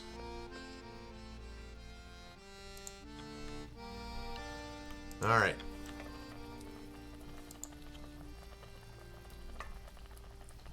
+3, hoosh +20. Okay. Feed the hoosh! Okay, good, good, good. And let's go here. Nothing exciting happening over here. Alright, crew. The crew had their meal.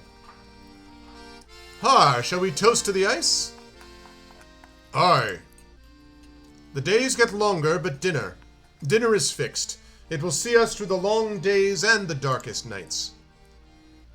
Chicken katsu for all. The crew return to their posts. The hammocks are unfurled in preparation for the evening. You can't help but notice that it's still bright light outside.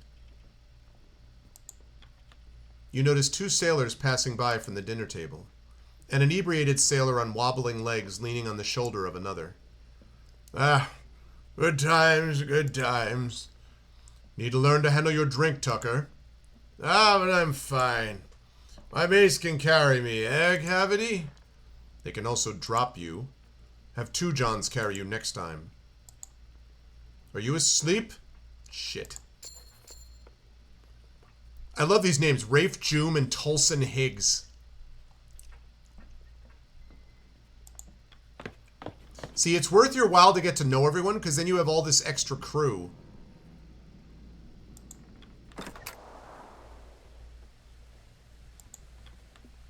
You overhear 2 engineers chatting above deck. Or rather, you overhear 1 engineer speaking with another. Whoa! Don't know how the chief could stay down there all evening. You ever see Mr. Hammond eat? I haven't. Maybe he doesn't even eat. Man's not human if he could work all day and night on that boiler. Probably doesn't sleep either. He probably sleeps. Aye, Dick, it's figurative. Right. Ricky Flogs and Gareth Forsyter. So far, we have not missed once on these names.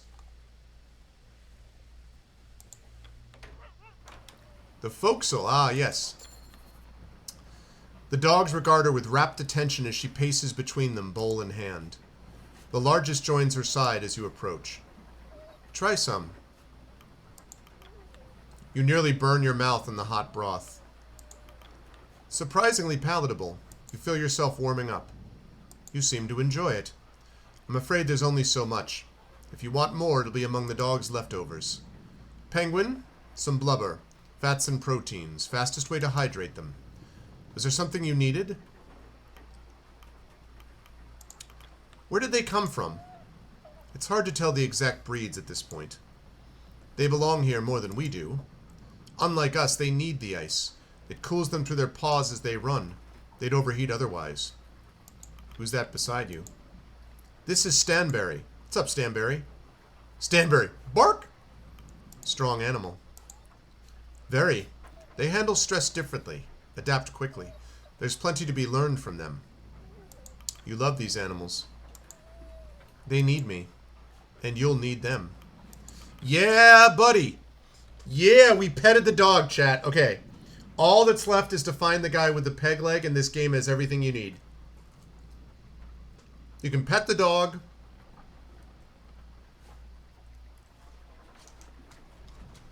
Dog petting confirmed.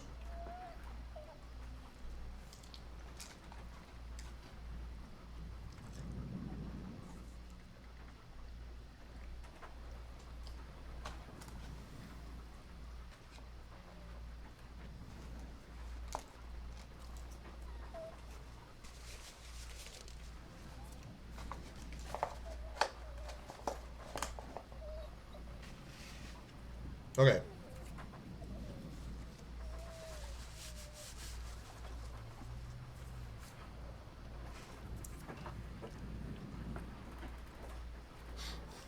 Okay. Good stuff, man. Made the dog happy. Yeah, we are in there.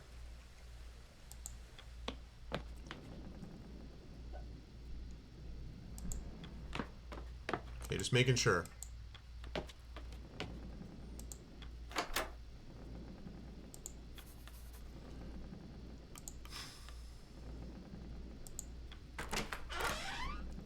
Okay.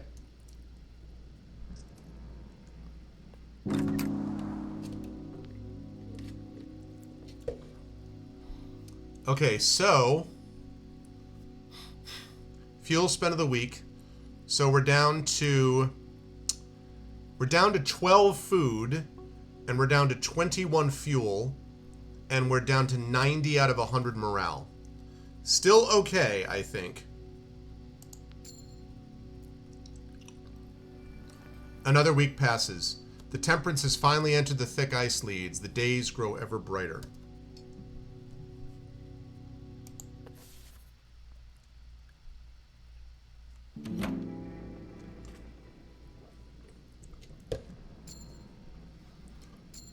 +2 available crew, saved game to tree.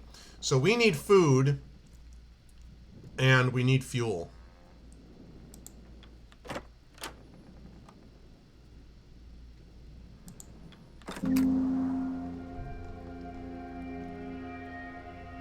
Let's take a sighting. What do we got?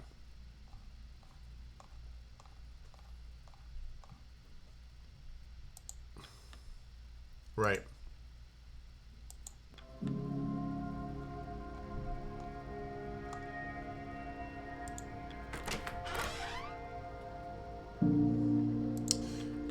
Okay, before I do that, I want to make sure I'm not missing anything on the mid deck.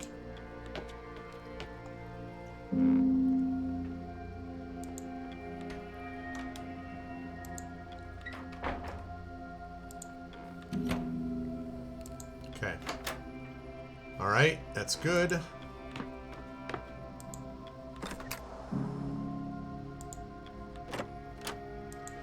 Okay. Time to take requests, so we better not mess this up, chat. Captain Hunt appears to be absent. His chair is unoccupied. The whole room shudders. Uh-oh, that's bad. That sounds bad. What in the... Well, I was worried about this. Look at that ice. Could be trapped for a while. Strong pressures, as if we didn't have enough bother. Well, no need mucking around. Let's get to work. Where's Hunt? I'll grab him. I'm sure he felt it too. Shaw, check the boiler room. I'm sure the mole man has problems of his own. Not to worry, everyone. We'll be free and moving again before you know it. Back to work!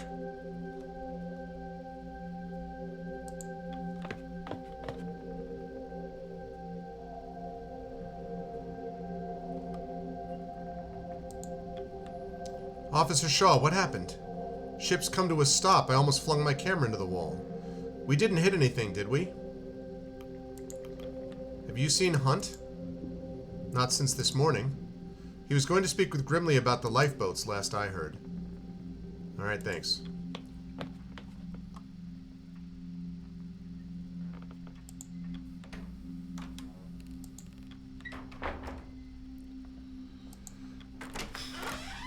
Ah, the lower deck. Ship stuck then. Oh, ship stuck. If you're, let's see, if you're looking for Hunt, you just missed him. How? We didn't cross paths. Don't ask me. I'm going to check with my brother.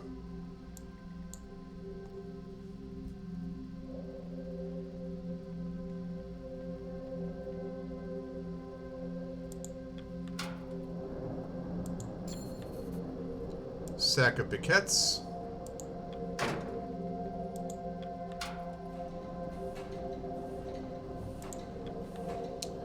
Aye. If I'd made errors any, I'd tell you. It's secured, don't you worry. They notice you. Impressive machine, this boiler. I shall keep us steady, no doubt. Be grateful we have it. I am ensuring that the boiler was not damaged in the sudden commotion. And I told you that if it was, you'd already know. I'm not in the business of making mistakes. I know that if the furnace goes, we go down with it. Yes, but you're only one man, with just a pair of engineers as assistants. Just looking at the number of valves, this seems far too much for you to handle. Maybe your bloody benefactor should have considered that. I've gotten used to it by now. It'll hold, trust me. I will. Well, I will have to, won't I? I don't fancy staying on this ship any longer than necessary. It's imperative we break free from the ice as quick as possible. Hammond eyes you, a grimace on his face. First mate's here, but where's the one who got us into this bloody mess? He's a difficult one to find. Indeed he is. I have a suspicion as to where he may be now. We're on a ship, an unmoving one at that. The man cannot simply disappear. If he's anywhere, he must be in his cabin. When you find the man, give him an earful on my behalf. Can't do it myself, too busy keeping us alive. Templeton gives a nod. I believe you and I both owe our good captain a visit, Shaw. But you should call the crew for dinner first. Routine's important, especially now. Not before we've fed this furnace. Mind grabbing some coal from the bunker, Shaw? Or are you afraid of dirty hands like Mr. Templeton over here? Already did it, my dude. Come down to the depths, eh? She goes, so do we.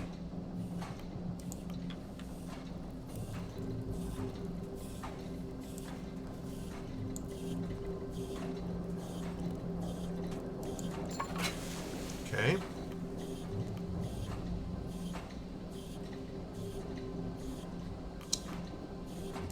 All right. All right, so we fed the furnace, but we still haven't found the captain.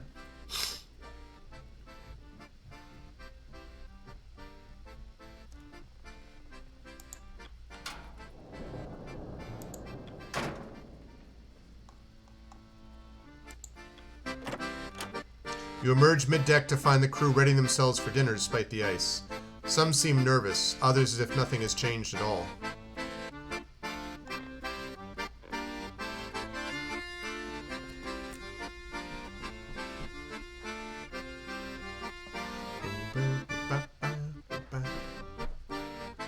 Hold on a second.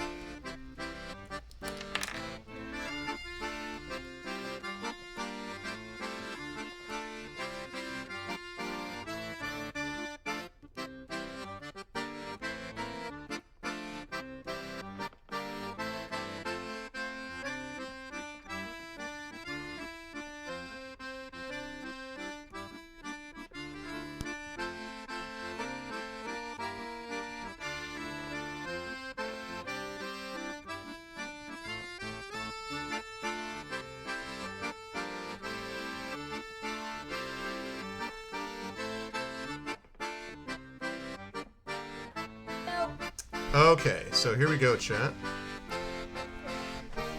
Can call them for dinner.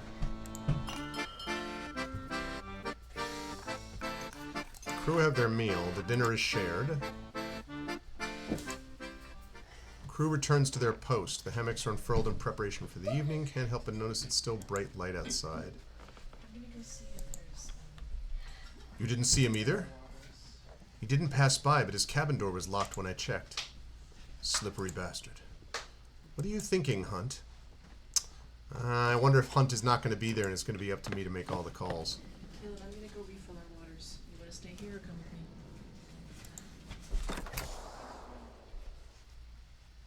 with me? Keep it up, lads. We'll set ourselves right in no time. Ah, Shaw. I just saw Templeton entering the captain's cabin. Yeah, I'm assuming he's on the boat. Exactly, Drew. Seems Hunt's holed himself up inside. Maybe if you had a word with our good captain, he'd be willing to lend a hand. Seems reasonable. I was informed that he was here. Where could he have hidden himself? He has to be in here. Check under his desk. I highly doubt he's cowering beneath the table, Shaw. Har! Oh. captain's laugh rings out from behind the door.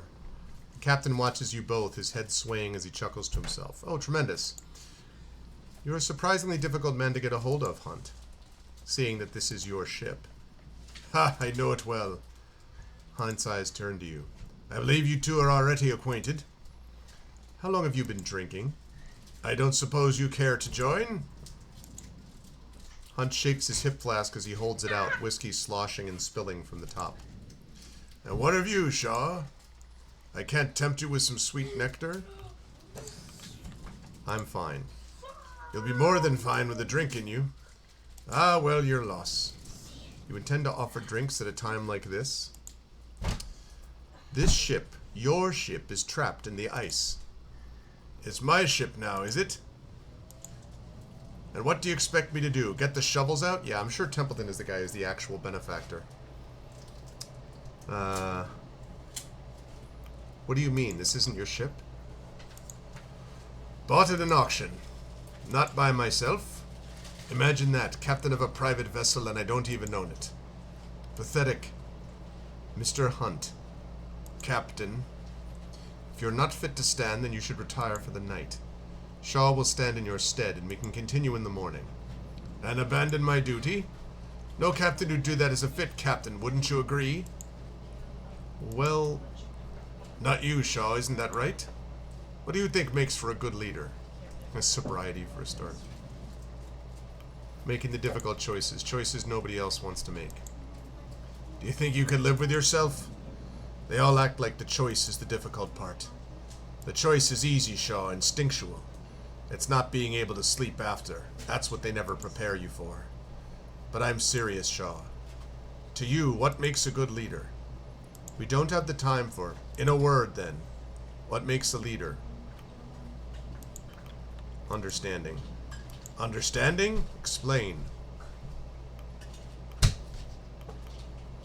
The ability to adapt to your crew, to understand the individual needs that make up the whole. True. Yes, indeed. And if those needs conflict? I love that we're having this discussion with the dude in the bathtub. It's all well and good to think you can bend and twist and please everyone. You think you could balance that? Scorn a man one day and appease him the next. Do you think that balances out? Which is he more likely to remember? Speaking in platitudes will do you no good. A good leader's something more than a single rule you were told to follow. When you see one, you just know. You've wasted enough time pining philosophical. Oh, my apologies. I'll ask the real questions. Shaw, look at where we are. You honestly think we're going to survive this? I have no doubt we will. Well, I suppose someone has to carry faith with them. Captain laughs. Shaw, nobody knows we're out here. That doesn't leave this room. No, wouldn't want to upset your employer. Our benefactor.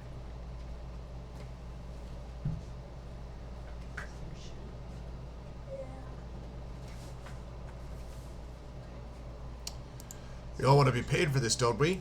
Enough. If you weren't fit to lead this expedition, you should not have agreed to it. You shouldn't be... None of us should be here. Old Kurt paid handsomely to join. You're just a botanist sent to keep an eye on me, our doctor. And then there's me.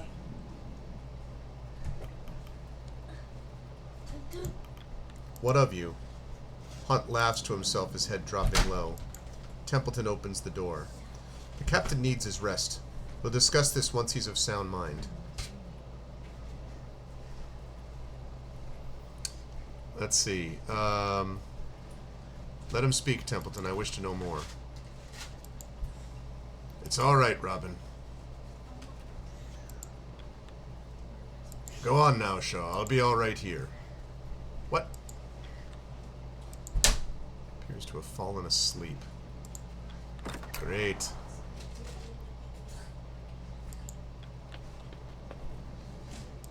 I think I may have screwed up with the food. With not giving them more food. I didn't know I could do that.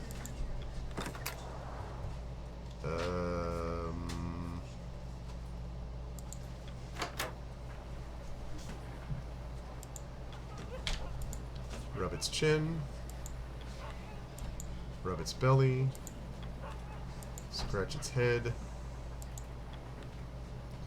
One would think Hunt would be taking action at a time like this. Instead, the man has squirreled himself within his office. An odd one. Well, this is going to be bad on the food side of things. That's going to be unfortunate. What's up, Mar? Yeah, I may need you to report for duty. You awake to a room awash with green. Why are we negative 16 available crew? There's a loud banging on your door. A familiar voice speaks from behind the wood. Shaw, are you in there? Hammonds, what's going on? Why is everything green? Hammond? What's going on? Why is everything green? Never mind the green. The boiler's in serious trouble. Pumps need man, and we need to stop the whole system from overheating. And I don't need to tell you, if the furnace goes, we go. Lead the way then, we don't have a moment to spare. Right, let's move. We need to find the captain, now. Okay. This is great. Oh boy. This seems very bad. The lights of the Aurora flicker over the pale ice. Okay.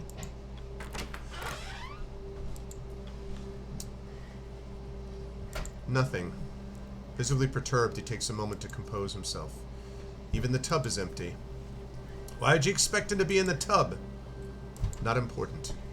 This doesn't make sense. The man seemed barely fit to crawl himself into bed earlier. What? Hammond turns to you. Alright, Shaw. Captain's missing. You're in charge. We can't give up on Hunt that easily. I bloody well can.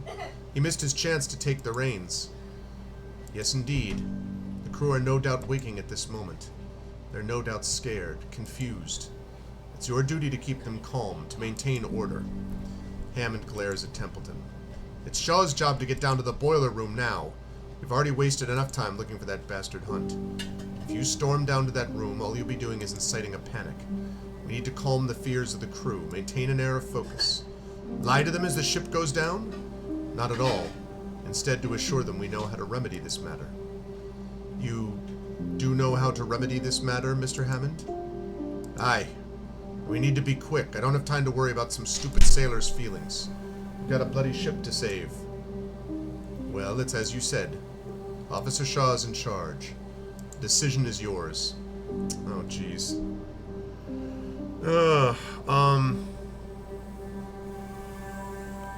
We gotta get this boiler working. Hammond's right. We can't waste any more time. The boiler won't wait for us. Fine. I'll keep the crew at bay then. Mon, don't worry about him. Let's go.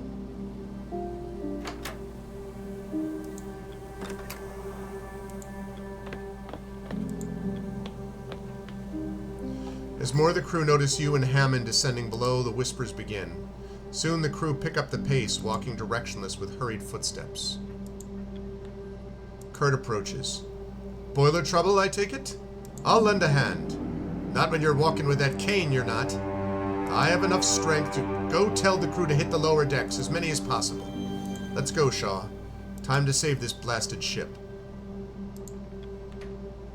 I mean, I do want... Yeah. No, I hear you. The thing is, I don't want to lose the crew, but my decorum is in better situation than the ship is. So, ahead you can see the brothers trying to open the door to the hold.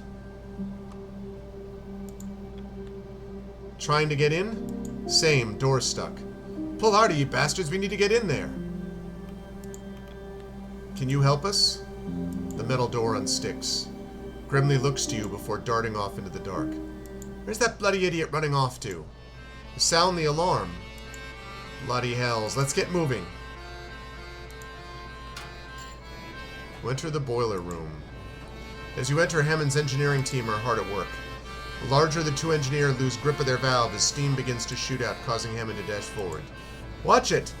Hammond tackles the engineer to the ground, saving him from a nasty steam burn. Made it just in time. What's the word, Chief? Keep those valves pumping. We need to avoid a water hammer or we won't be making it off the ship. Shaw! The rest of the crew aren't here. Grab a valve and start turning. Grab a valve and begin turning, trying all you can to keep the water at bay. Pump! You feel the ache in your muscles as you continue to push the valve, keeping the pressure at bay.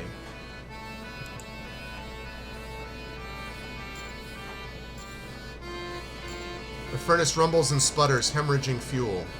You keep turning, doing the best you can to keep the pressure at bay. Could be at this for hours. Shoot, where's the rest of the crew? Brought help.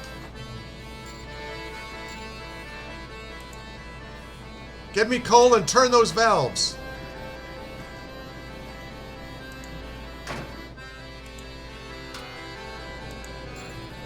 Okay. Get out here. Get back in there. No, no, no, no. Get out here. Get in there.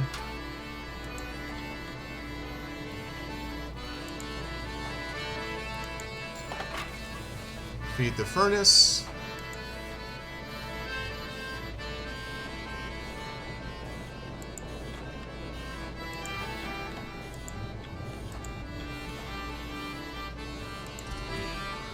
Okay.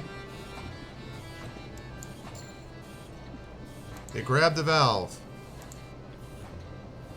Okay, let's have it, this guy knocked flour on my head.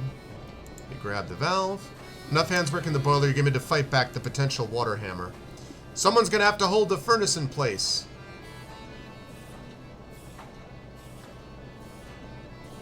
Where's Two Johns? Two Johns approaches the furnace. The room shakes. Water hammer! A jet of steam paints John. Ah. Subsides as they writhe in agony. Shoot. You keep up the work, shifting the valves until the boiler is fully calmed. The ship is saved. You won't be sinking today. We got decorum going, but we gotta heal Johns. As the crew give assistance to the wounded John, you feel your muscles tense. You fall back, collapsing from exhaustion. As you lay back, all you can hear are a pair of panicked voices. Where the hell's Captain Hunt? He's gone. Yeah, well, I'm here, though. Okay.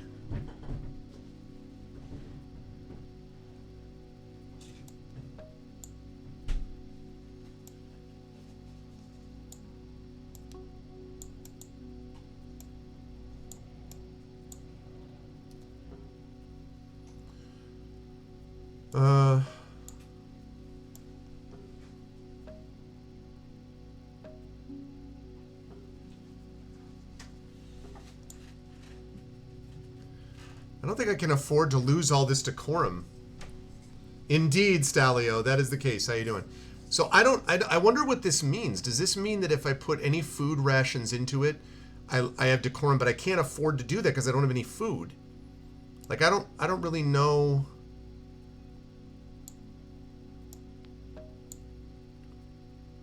Right, I can't do that.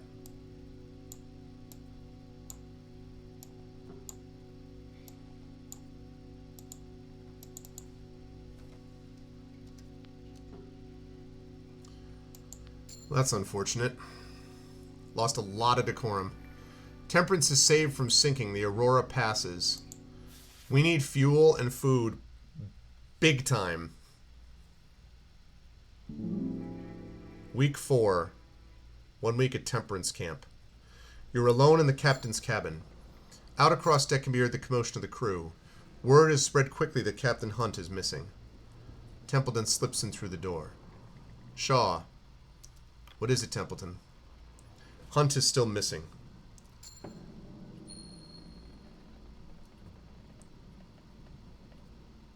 And he isn't alone in that regard. Sanders, Sparrow, and Gren are also unaccounted for.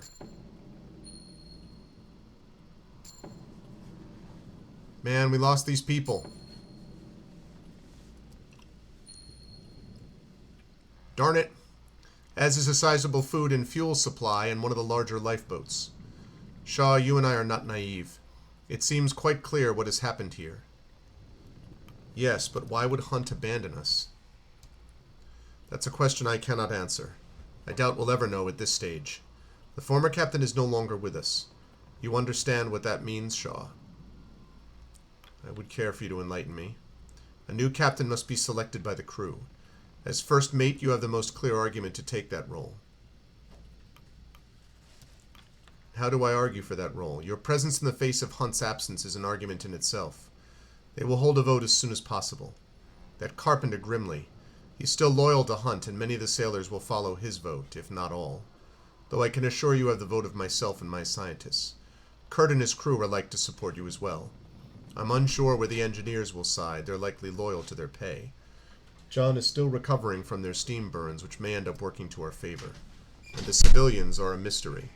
I hope the captain's first name isn't Michael. But I believe when all is said and done, you'll just about make the vote.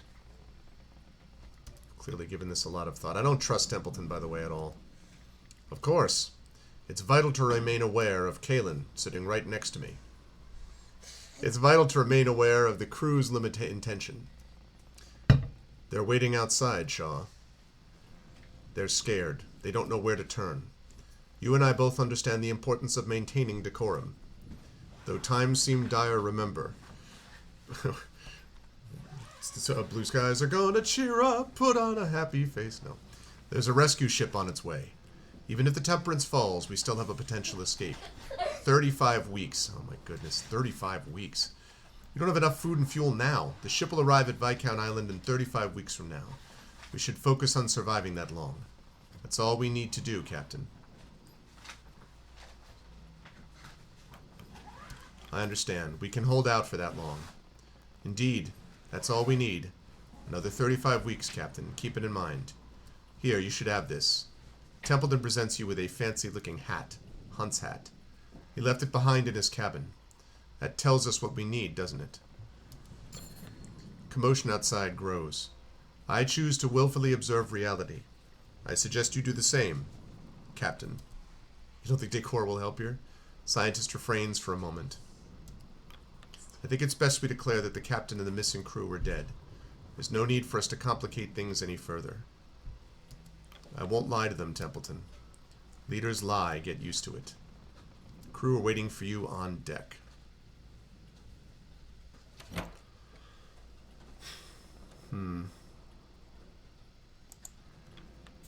Last place you saw Captain Hunt.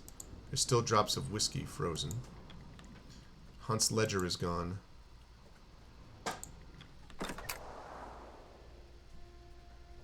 Time to address the crew.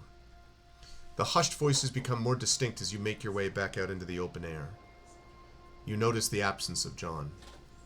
The crew members notice you and stop. Their attention ripples across the deck. Attention! It should be clear by now that Captain Hunt is no longer serving his post. As such, we should vote in the new captain. I nominate Officer Shaw for the role. The clear choice is first mate. And what of Hunt? I do not see him among us, do you? Don't see a body either. He's still out there. We don't know what happened. Something we can discover. For now, someone has to take the reins of command. All in favor of Officer Shaw?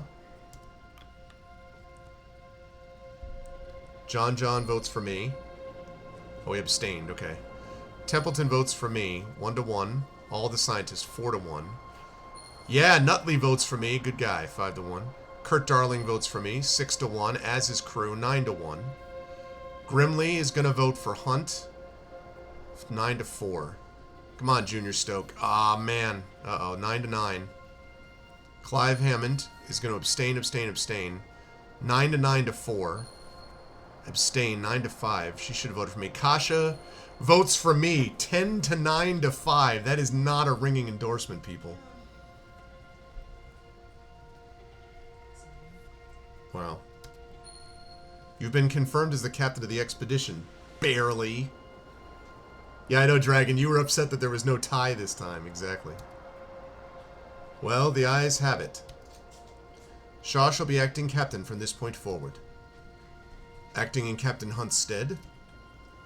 The crowd look to you expectantly as Templeton gives you a knowing nod. A moment passes in the cold as they await your next words, curious murmurings scattering between the crew. Then to quiet down. Where's Captain Hunk? Let's see. Captain Hunt, I mean. Captain Hunk is right here in front of you! It is unclear at the moment. Captain Hunt is dead. Crowd immediately cuts to silence. They look to Templeton, some back to you after. Is he okay? Possibly. He and the missing crew were lost last night along with one of the ship's lifeboats. We have no bodies. Silence hangs in the air. I know you're all scared. To be honest, I'm scared too.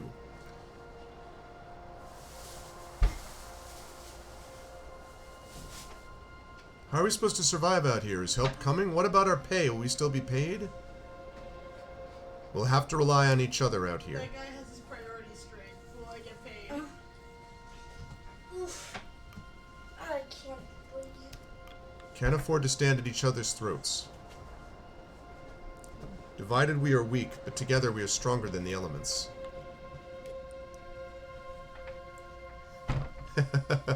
Heck, I'm scared too, yes. Gods know this isn't what we signed up for.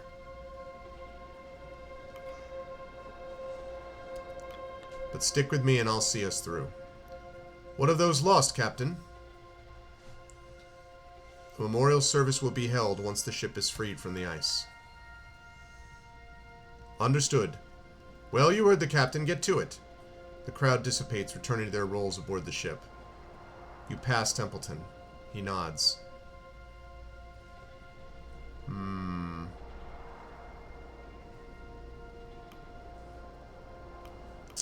Gonna nod back, although I didn't like the fact that he tried to undermine me.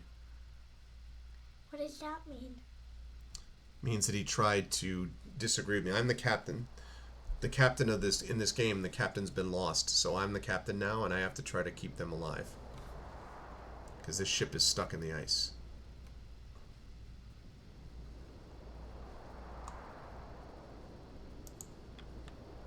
Shaw. Or should I say Captain Shaw? Your middle... That's right. My son's middle name is Shaw, by the way, so... That hunt. I hope he and the others are holding safe. Still no good dwelling. I have confidence you'll take up the mantle well. Crew are counting on me. I don't intend to disappoint. That's the spirit. We need some optimism at a time like this. If the captain has faith, so too will the crew. Glad you agree with me. I suppose congratulations are in order. Captain Shaw's behind me. Where is the glare silently option? I know that. The thing is, too, Templeton is giving me big time. He's the actual benefactor vibes, so I don't know whether to trust him. I suppose congratulations are in order. I'd hope you're prepared for the task at hand, Captain Shaw. Why did you abstain during the voting? I'm not a member of this crew. It did not seem right for me to weigh in on their matter. Okay, don't let it happen again. There are currently no fish to feed them. Oh, we need fish. All right. I'm going to pet the dog. Oh, I know some of these. You like pick it, then it goes away. Mm-hmm. It's like in Quest of the Moonstones. Oh, it reminds you a little bit of what the Quest of Moonstones looks like. I can see that. All right, let's see. Anyone else that I can talk to? Enter my old cabin. Like who can you can talk to? The king, the king,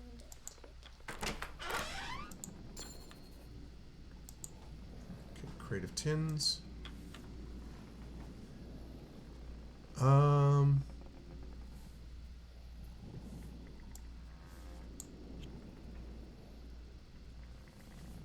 We desperately need food.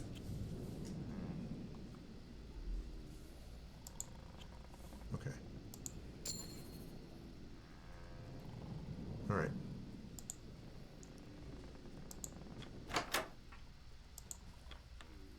What'll it be this week, Shaw? Well, let me tell you what it's going to be.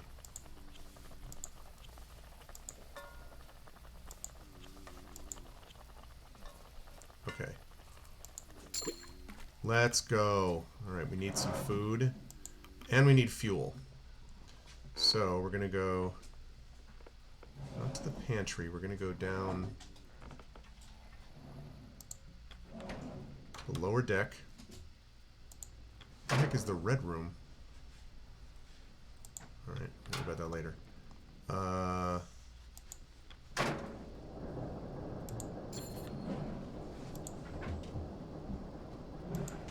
Okay. Ash. Tucker. Alright, I'm going to keep those ones there.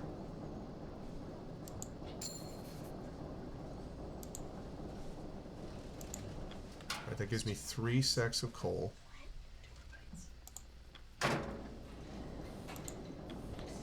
Captain now, are ye? As long as you aren't in my way any more than Hunt was, I'm happy. Why did you abstain during the vote? Job needs doing. Whether it's you or Hunt doing it, I don't care. As long as we aren't freezing to death, that's all that matters to me.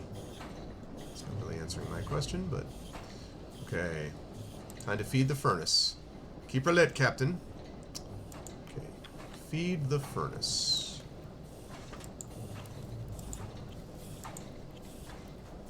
Alright. Alright.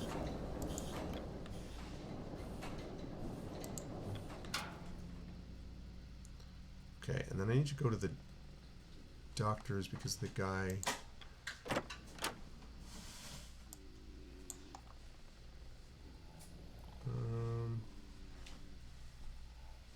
it's the lower deck. We go up here.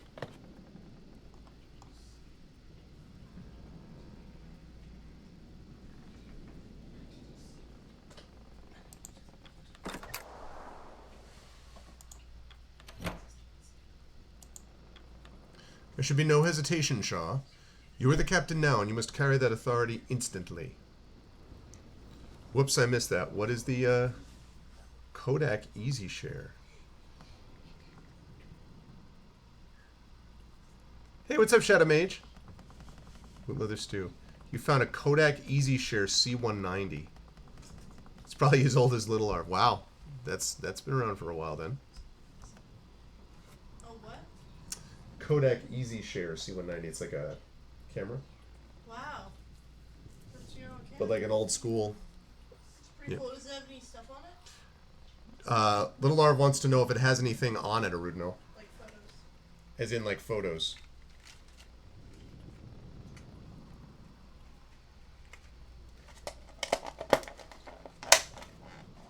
That just Pikachu is pretty good.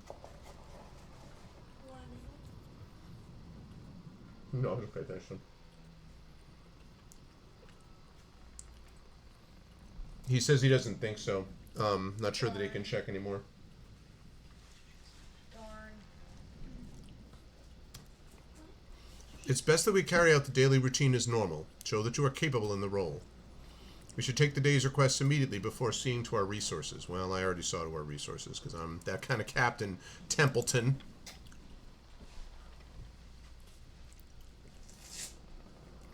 You saw the duties of the captain firsthand while serving Hunt. You're acting captain now. It's time you take up that mantle.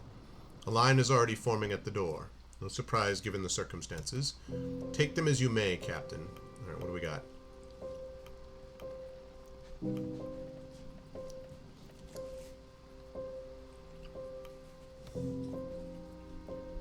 Does need batteries.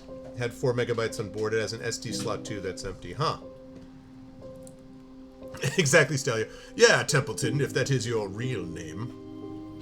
What is the isn't there a Templeton? There was a rat Templeton in some famous thing, and I'm not remembering what it was. Was it like The name Templeton sounds really familiar. is that like from Mrs. Frisbee and the Rats of Nim or the Secret of Nim or something? Templeton the rat is seeming really familiar to me.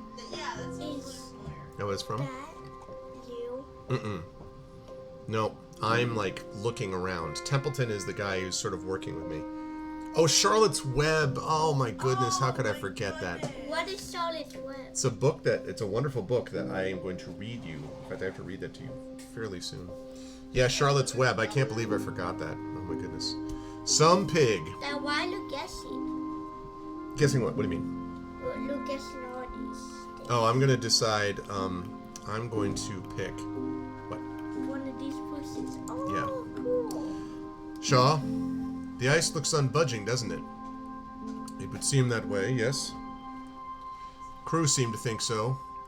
They think if we don't intervene, the Temperance will never get freed. You're suggesting breaking the ice. I can assure you that won't work. I'm not. They are. No intervention is going to break up the ice enough to free this ship. Putting others to work on that is simply a waste of manpower. Aye, maybe. They're scared, though. Worried. They just want to feel like they tried something. If it'll raise spirits, it'll be worth the attempt. Okay, the problem is I don't have a lot of extras.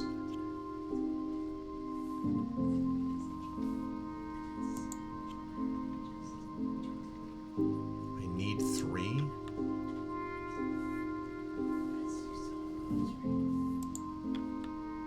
Okay, I can't assign any engineers.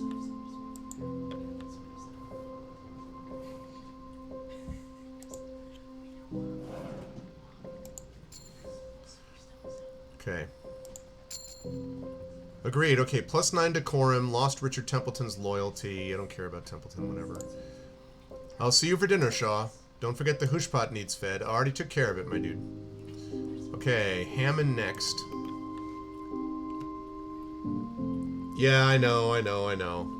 I wasn't that I've never forget Charlotte's Web. I just forgot Templeton was the rat in Charlotte's Web. Saving that boiler is only the start of our troubles. Have you seen the state of this bloody ship? It has certainly seen better days. She's bleeding in the lower decks. I believe the older Stoke is attempting to rectify that. We need to stockpile as much fuel as we can. If the furnace runs out by the end of the week, we die. We spend too long on this ship, we die. If we don't stockpile enough fuel for the winter, we live! No, I'm just kidding. We die? Aye. Get me some coal. Get it in the furnace. Get this person. Get this little boy here. Take this boy and move him onto the ship. Oh, you bought this for an aunt's wedding. Why am I going to look in the memory? Oh, you don't have to, Arudno. Tell 2 truths and a lie. There you go. I'm afraid he's not wrong. That coal bunker is the only source of fuel for the time being. Already covered, Templeton. If that is really truly your real name. What will you do in the next one?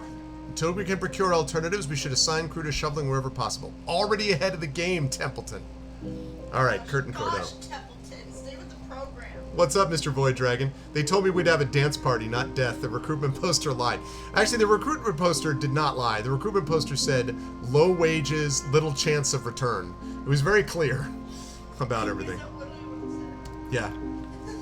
Captain, I brought the Kennel Master with me. This is something you'll both want to hear. If it involves sending the awesome dogs out to help us, I'd love to hear it. I have a strong suspicion on what this matter is. I was planning to speak with the captain on it myself. Fortunate happenstance, then. Captain, I know these conditions well. I've seen them before. Any idea of the Temperance being freed of the ice anytime soon is a pipe dream. We need to press on. We need to become aware of our new environment. We're never going to survive unless we get a little crazy. Trust me, Captain, we'll be living off it for quite some time. And what of you, Cordell? Do you agree?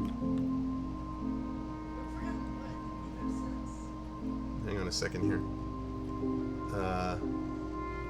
Well, I do. She didn't make it through COVID. Just realized what Cameras was. She was an EMT when it first started. Oh, yeah, that's a good call, Rudnell. Then, yeah, make sure that he can check it professionally, G. Oh, yeah, I hear you. Okay. Do you agree, Cordell? Indeed. Ah, loyalty from the dog trainer. That's good. The dog sleds will need to be exercised regularly, and there's no better way than to engage in hunting. We're quite lucky despite the circumstances. Now is the peak time for hunting and navigation. And navigation? Traversing the ice may be a possibility in the future. We need to be prepared for that. If we're to survive out here, we need to know what lies ahead. These are uncharted territories, Captain. We have no idea where we are. Your current rations are not set to last forever either. Send any hunting party to me as you please. Send your party to me. My dogs and I will ensure their survival. Cordell exits. The same sentiment for myself and any scouting teams. If you wish the great unknowns to be braved and charted, I'm your man. I'm your man. You'll be back. Time will tell. Keep looking forward. Yeah, someday you're gonna get sued or copyright claims. This is where for Trend being like, demonetized, which is what he always says. Oh, I hear you, Rudna. That makes sense. Before dinner, you should see to sending out our first sledding team. I also believe it's time you gave our good doctor a visit. We'll still have wounded from the night of the Aurora. Their wounds will need attended to before they're fit to work. He was before. And I doubt I need remind you of this, but we need every hand available. No, he's just missing. We don't know where he is. Don't be afraid of assigning my team for some manual labor. They'll complain, but they'll work. Already done.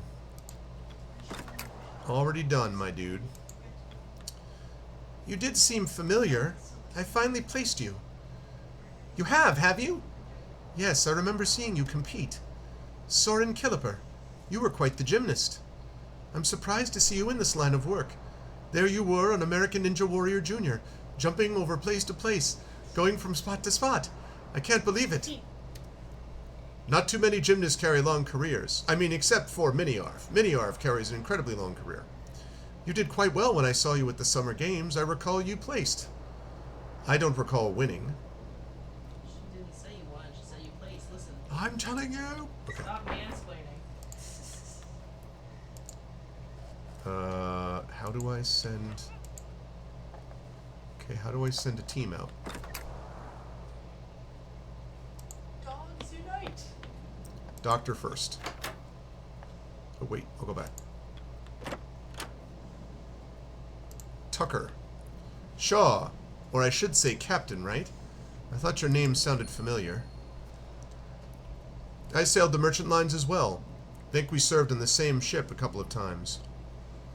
Good to see a fellow merchant Navy veteran among the crew. Aye, you know the struggle as well. Shame we never fully crossed paths. Still, small world. Good luck, Shaw. You'll need it. No, I made that up. Alright, Doctor. So you're the doctor, huh? You went to the ship's infirmary. Your presence seems to startle the young man inside, the rattle of dropped forceps ringing through the room. Oh, goodness. It's you. Captain now, isn't it? Captain Robert Shaw. It's good to meet you. Dr. Arthur, Nutley. Dr. Nutley. Dr. Arthur Nutley. That's it. What? It's... Are you... I'm the guy. The doctor. That's me. It's good to meet you, Arthur. Let me mansplain. I've seen Ninja Warrior. Given where some of those obstacles hit, not many competitors have children afterwards either. Well, my son is a big Ninja Warrior fan, Mr. Void Dragon. Akela, we doing another gym before bed? Yeah, seriously. Yeah. Okay. Nutley gives a weak smile. Thank you. It is good to properly meet you. I suppose I seem a little scatterbrained at the moment. It isn't the norm. Recent circumstances have been trying, and the inclination towards seasickness is no help. John, the steam burns they suffered from the furnace are severe. If you let me take a look, I can do my best to alleviate their pain.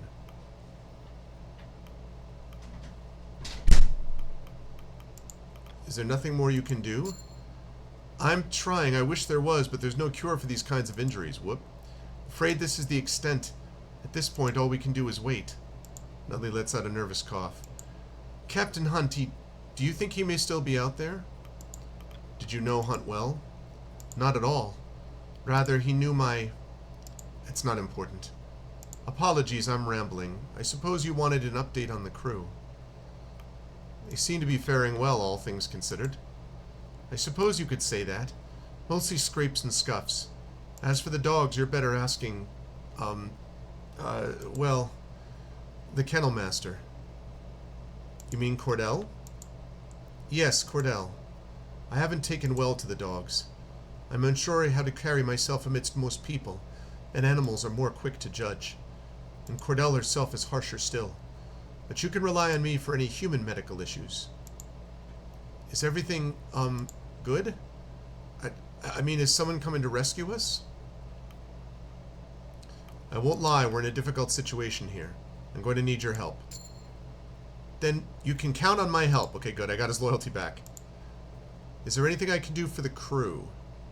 The med bay. After people are assigned to the med bay, they will be cured of all status effects by the end of the week. Okay. I command you to rest. Okay. Alright. No, I'm not summoning people to dinner yet.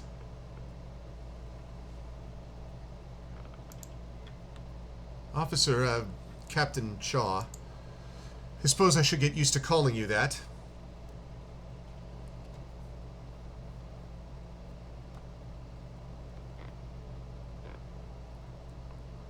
Japanese Ninja Warrior is the best. The name like Nutley, maybe he was a Ninja Warrior too. Who's Norm? The captain's still out there. Those places might be in the digestive system of several polar bears, but that still counts. Yeah, I mean, he's out there. No one knows whether he's in one piece out there, but it's Antarctica. No polar bears, only penguins. I say fatten the crew up for later. I'm telling you, I still think that Templeton is somehow behind this. I don't know how yet, but I was asking the crew if anyone had seen Hunt or any of the deserters last night. Not a single soul. I know the man knows this ship well, but that seems odd. Why did you vote for me? Well, I thought that would be obvious. The options for the vote were you or a man who wasn't present to lead. I saw no reason not to vote for you. Okay. That seems reasonable. Fair enough. Okay. I need to figure out... I need to send the sled dogs...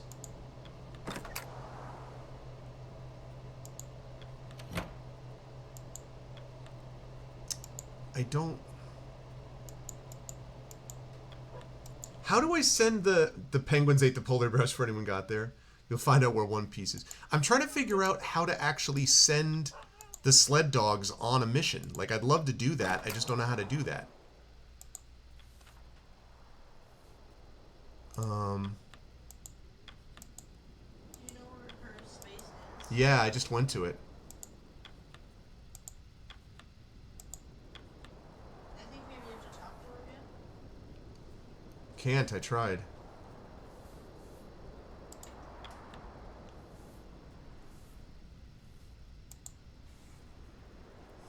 Doggos. If you don't say the doggos, I'll be very cross. Well, the doggos are supposed to help. What I'm trying to figure out is... Oh, wait a minute. I see. Okay. And it's literally icy. Okay. Okay, we're going to scout out...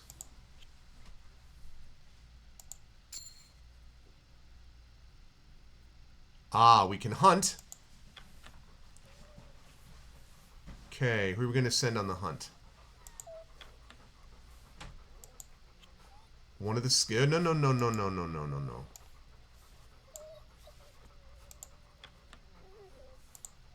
We're going to send one of the scientists.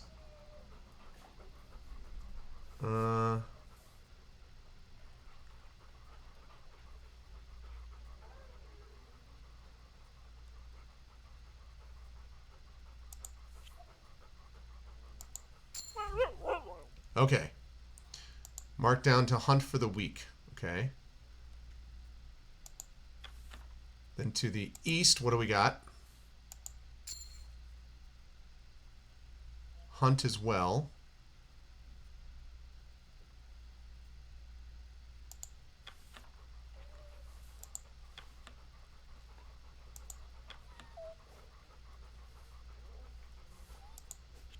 Let's send one of the engineers. Okay. And...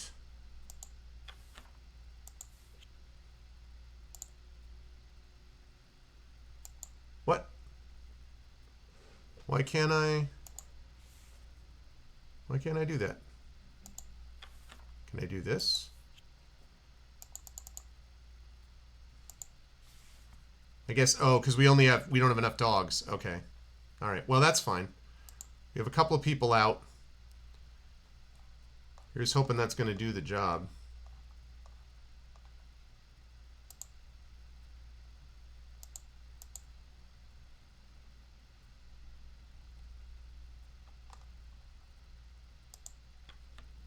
Okay. Not enough free doggos. Well, we've got 2 doggos anyway. Now we have enough that we've sent them out. So I think we're in pretty good shape here for this week. I hope. Hopefully we get some decorum. Crew have their meal. Har! Shall we give a toast to our new captain? Hear, hear! The crew return to their posts. The hammocks are unfurled in preparation for the evening. Despite the time, it's still bright light outside. So tired. You'll get used to it, lad. Dad, it's far too much work. But you wanted the work. If I can do it with one arm, you can do it. You're always saying that, Dad. Looks like we'll be trapped here for a while. Aye. Don't like the ship's chances either. It'll be some time before we see home. I'm gonna die of boredom out here before the cold takes me. You'll manage, I'm sure. Okay. What's up, Grimly? Do you need me for something? Simply wanted to learn more of you, Grimly. Not much to know. I'm the carpenter. I'm Junior's brother. I play music. You know it all already. I forgot I made this guy Gordon Lightfoot. Oh my god, no, I don't think I'm not even going to look at that. I'm not even going to look at it. Okay, let's see. Evening, Shaw. Proud of what I've been able to cook for the crew lately, considering the rations. Though I do wish I had something better to work with. I'd kill for a good beefsteak. You do excellent work, Junior. You have a knack for this. Yeah, Loyalty. I've been told. Hunt would say he couldn't eat a bite that wasn't prepared by me anymore. Yep.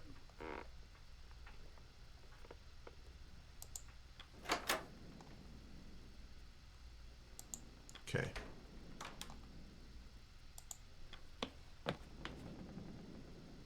Wait, what?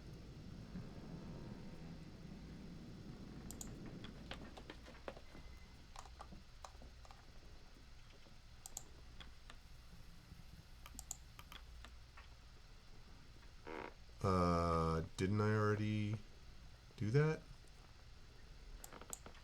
Oh, maybe, wait a second. Maybe there's more to talk to. I should hit the hay, or, well, hammock. Guess there's hay in there. Alright, what about you? Okay.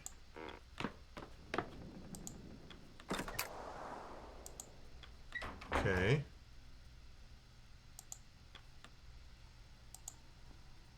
Alright, what do you have to say? More doggo pets. Birds came from dinosaurs.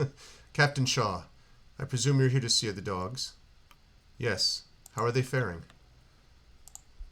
They have already acclimatized, though recently they've been exhausted and in need of rest. It's no surprise our conditions keep changing. They grow used to one state before being thrust into another. One refuses to eat and has been losing weight rapidly. I assume the change in scenery has affected it. They need their rest just as any person. They tend to be more reliable, however. Are you speaking from experience?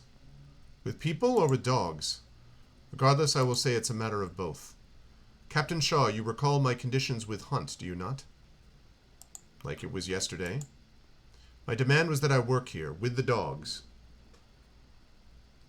Oh, I can see that, Rudno, yeah. It is amazing to think of the idea that birds, the birds are the descendants of dinosaurs. Your people may help with the sleds, but they're not my responsibility. They're not my people. I'm holding up my promise with Hunt. I do not intend to join your crew. If I get lost in the ice, you're the next Captain Stanbury. How long have you been raising dogs? A long time, Shaw. I've raised this pack since they were not but pups, and a generation before them. She goes quiet for a moment, petting Stanbury, collecting her thoughts. Pretty much. I knew from the very beginning we were going to need these dogs big time. Like, it was pretty obvious. I wasn't exactly in the financial position to pass on hunts, but I had no intention on leaving all of them out here without me. If I get lost in the ice, you're the next Captain, Stanbury. Woof! Yeah, +5 loyalty from Cordell. She's confused, but she's like, this guy's a nutcase, but he likes dogs, so, that's what I'm talking about. The animal looks at you. Give Stanbury the captain's hat. Yes, let's go. You have planted the hat on there. Okay, clearly I've won. Chat, I've obviously won. This is the super secret ending. What? What have you done? I put the hat on the dog's head. Obvious, I put the captain's hat on the dog's head. Wait. Clearly the dog, as you can see, clearly the dog is ready. Game over, I win. Victory. Well, that's obviously the ending. Yeah. What I want to What? see now is the crew's decorum shoot up to like 300. Like, Captain Hunt would never have put the hat on the dog. This one's a smart one. Wait, how much decorum do you have? 64 out of 100, but that's going to change when they see that Captain Stanbury's in charge.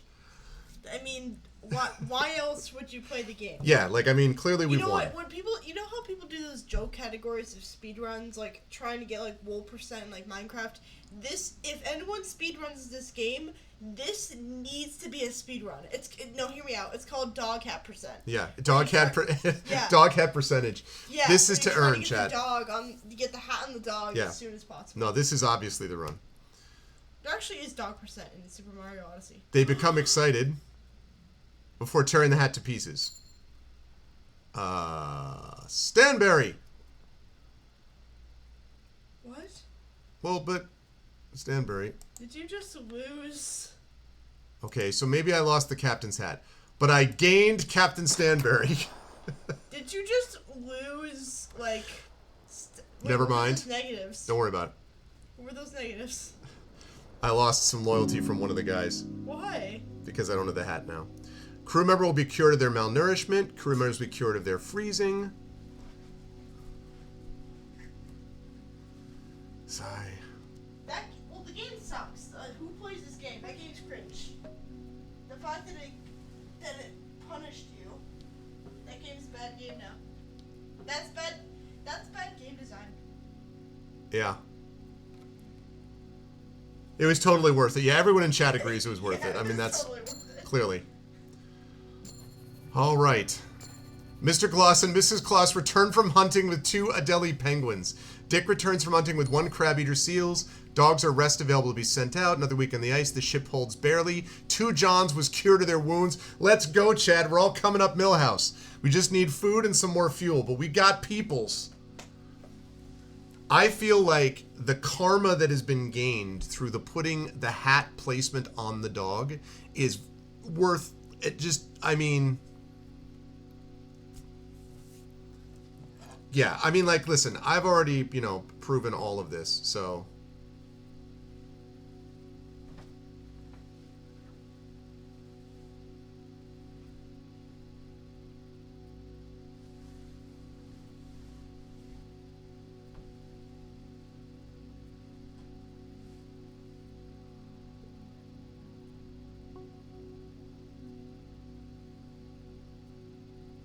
One sec, chat.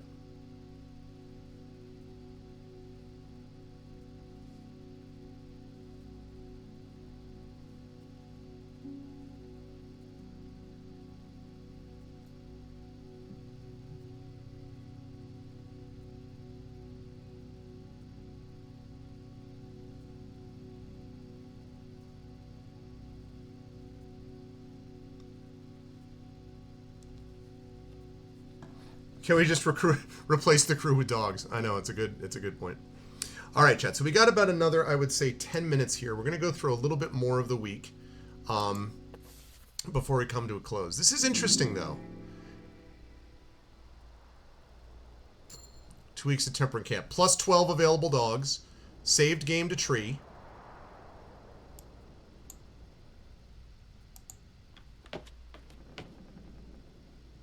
Okay.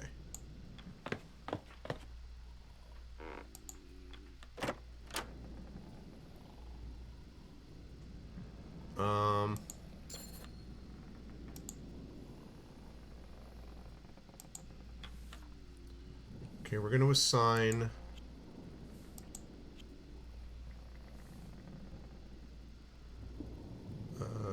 let's see. Confirmed. Probably could have put one more there, but it's alright. Okay. Now down below.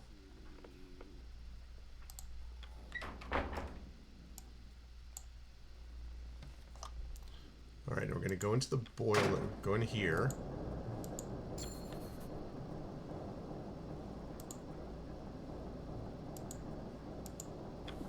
And we're going to assign... I kind of want to stay away from the runt because I'm a little worried about the numbers.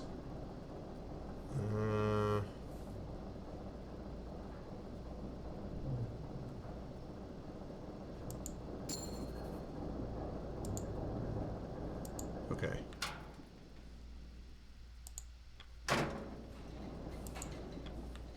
You're just gonna keep standing there? Give us something to burn. Yeah, we're working on it.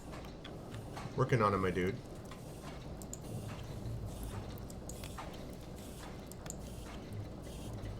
$60. There we go. Okay. Then we're gonna go up top to the food. Crew need fed for the week. Yeah, I'm on top of it.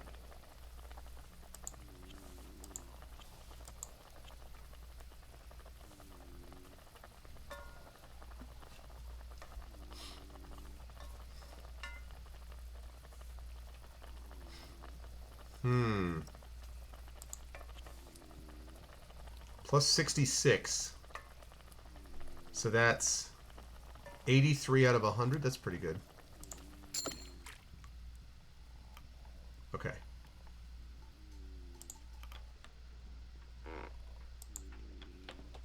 Alright, we keep going up here. Can I feed them? My dogs are growing restless. They had grown used to the stirring of the waves against the ship. Now the sudden stillness has them unnerved. We're sure to be back on the water soon. I do not think that is assured as you seem to. From where I stand, the ice seems unyielding. Yeah, well, listen. Currently no fish to feed them. Working on it. I am, however, going to pet them. It offers you its paw. It offers you its paw. And you rub its chin. We petted the dog. You see that, Void Dragon? We pet all 3 dogs. Okay.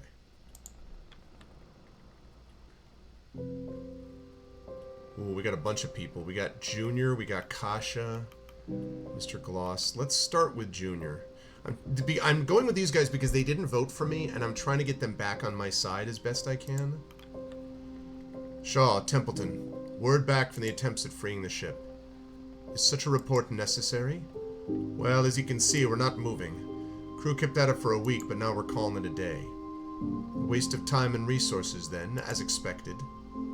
Wouldn't be so sure. End of the day, at least the crew can say they tried, gave it their all, plus 6 decorum. There's something in that. Yeah, that's right. Alright, Kasha, what's up? Good day, Captain.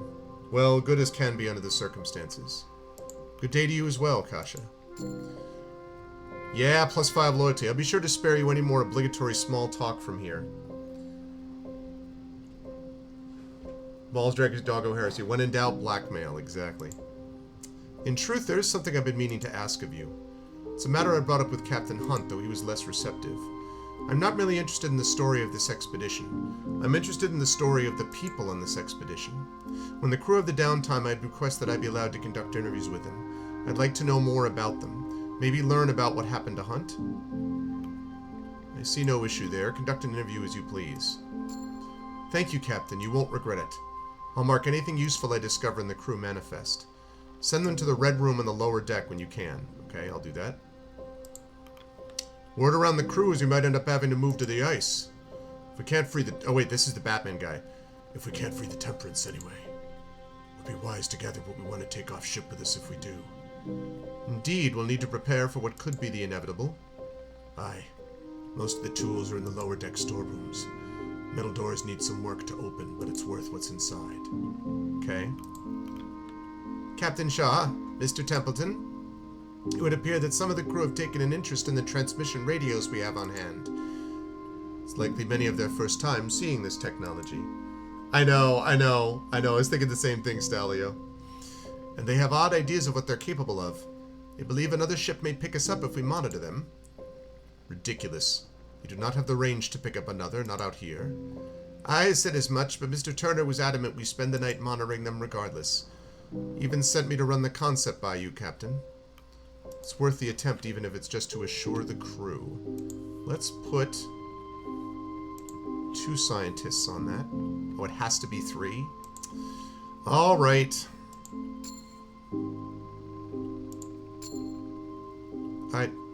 Yes, Captain. It won't work, but at least this way the crew will be certain. Oh, Kasha may cure demoralization by interviewing. Yes, otherwise they'll ponder the alternative until we've all frozen. Okay, so I have to cure him of his demoralization.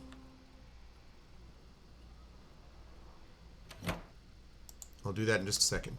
The question persists as to how long the temperance can hold. Okay, I got one demoralized guy, but I'll take care of him in a minute. Rigged against I know, right, Dragon?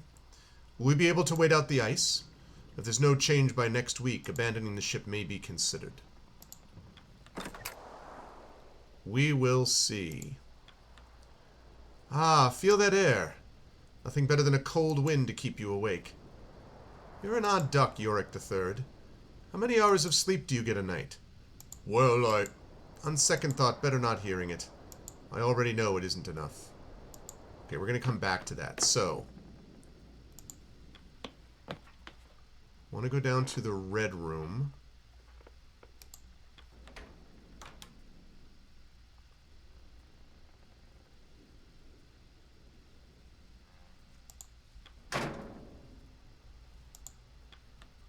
Anyone free for an interview and a portrait? Oh, okay, I have to wait, because he can't... I'll have to do that next week, then.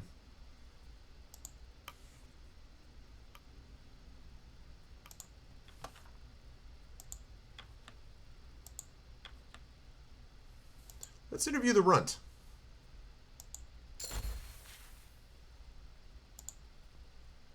Okay.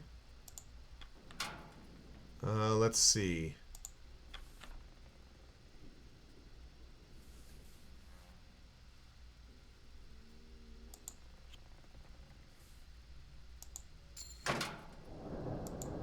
Charge in there with water flooded in from behind. You have time to grab 2 items. Hunting shotgun. Ale kegs can be used to cure demoralization. That's nice. 90 fuel. 2 items, huh?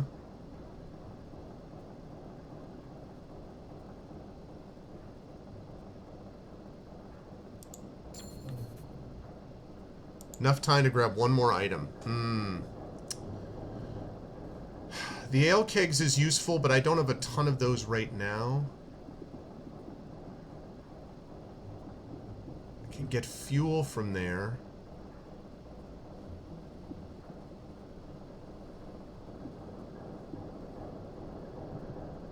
Yeah, I'm gonna do that now.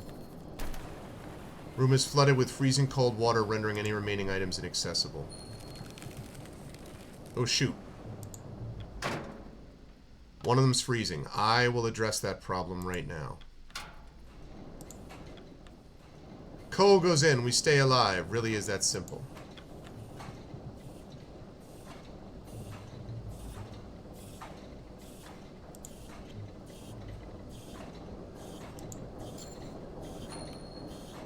Nice. Okay. Okay, I did all of that. Got the red room.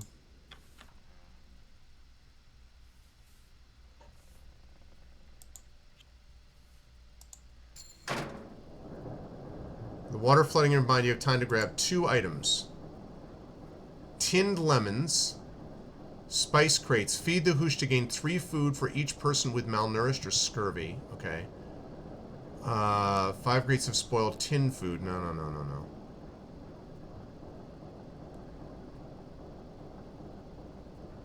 Let's go this.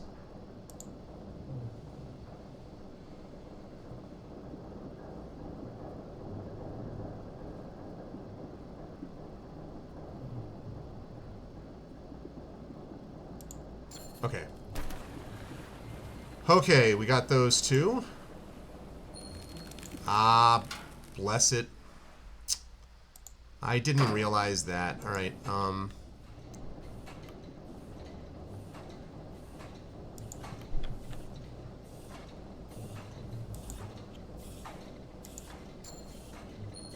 Okay.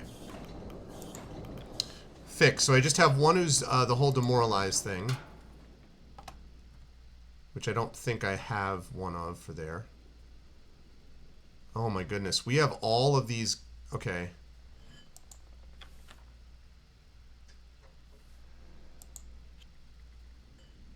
Alright, Lefty. Alright, what do we got? Medical tools. Plus 10 items. Every 10 research is proof of success to your employer.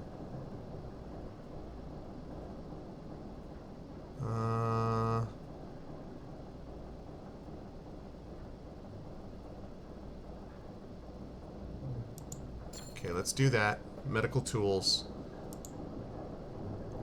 And then we've got cures all. They can make that. Research. Yeah. And now he's freezing.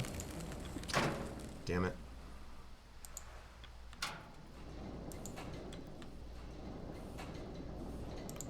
Because I think I've got all my engineers, yeah.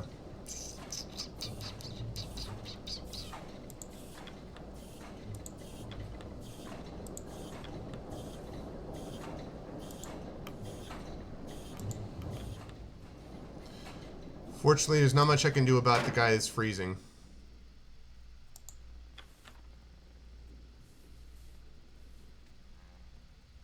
We may have to wait on the rest of these until next week, I think, because I don't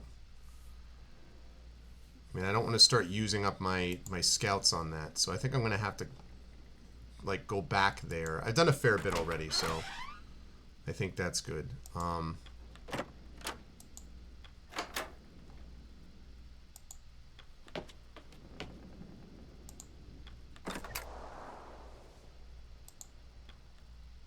Okay.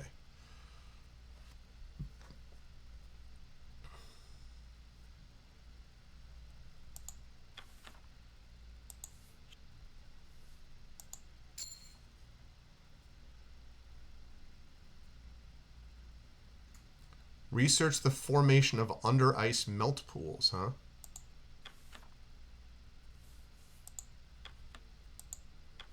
I don't have any. Well, that's unfortunate.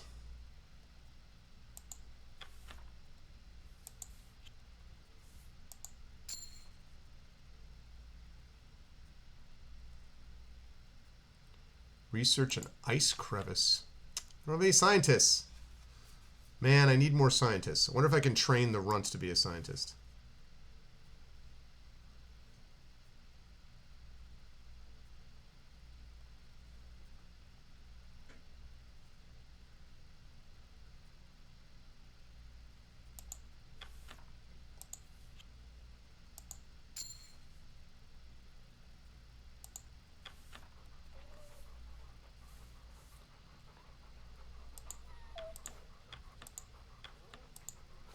Problem is, I've used everybody.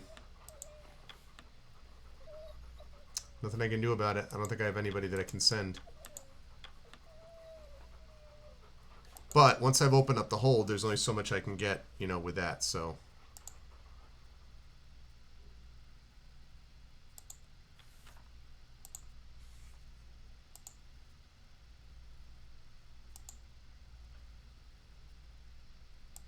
Send you. I would, Dragon, if you were there. I would send you. Okay.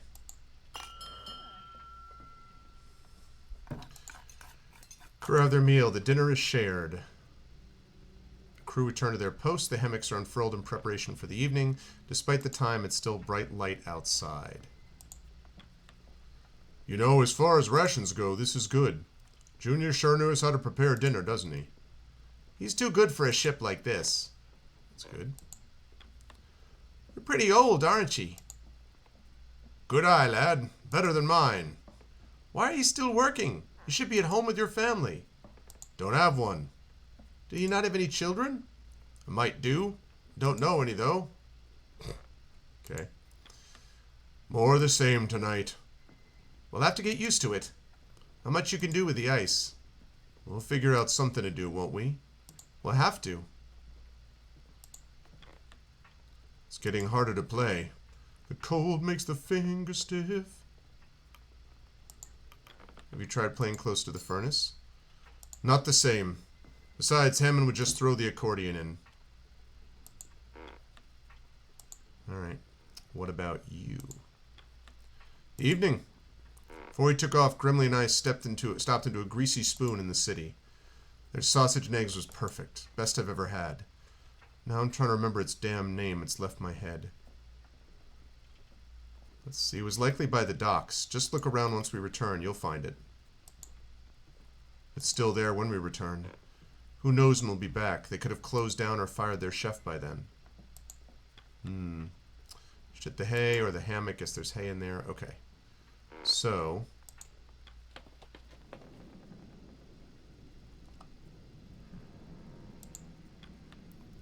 anything? Afraid not. I didn't expect anything to come of it. Well, at least we can say we tried. Yeah. Didn't hear. At the bow, you spot Kurt measuring for any changes in the temperature. Still fast. No sign of any change. He notices you and gives a wave. Doubt we'll be moving any time soon, Captain. Of course, sometimes you never know with the ice. You should get some rest. I'll let you know if anything changes. See that you get some rest yourself. I will. But we have to be alert. In my experience, changes come fast. Take care, Captain. You know, I thought Kurt was going to be obnoxious, but he's actually been a big help. Captain, a word. I felt now as good a time as any to review the wording in our contracts. You do remember what was written in your contract? Of course I do. Consider Article 3, and I quote, "The member of the staff shall throughout the period of such expedition obey all commands of the captain and shall use his best endeavors to promote the success of the same. And in the event of anything happening to the captain shall obey all commands of any member of the staff who shall be appointed by the captain in writing before his death. It being understood that the rest of the staff shall hold the same relations toward any member of the staff so appointed as towards the captain, as appointed by the captain in writing before his death." What are you trying to say? The vote we had settled was only a temporary arrangement in the eyes of the law. Even then, you only made it through by a hair. That's true. Unless you somehow managed to wrestle a written transfer of captaincy from Hunt before his departure, in the eyes of the law, you're simply acting in his stead with no legal recourse to call upon.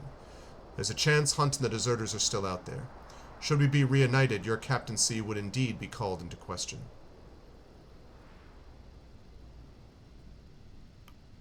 Crew are unlikely to choose deserter over me. I'm still here. You say that. Did you hear? You knowing how the previous vote went, loyalty runs deep. The loyalty of the crew means everything. Get them on your side, Shaw. Keep them on your side. I see. Thank you for bringing this to my attention, Templeton. Remember my words, Shaw. I suggest you start with the Stoke brothers. It seems they speak for many of the sailors. I love how I'm already on that right now.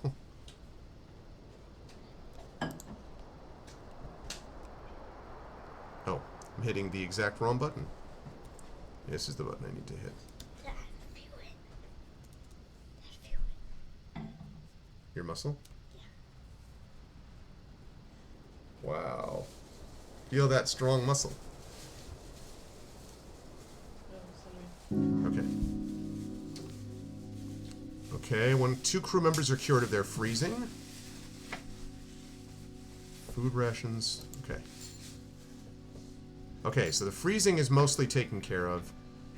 Dogs are rested, available. Ship shan't hold much longer. Healed freezing. He's still demoralized. Yeah, I have to deal with him.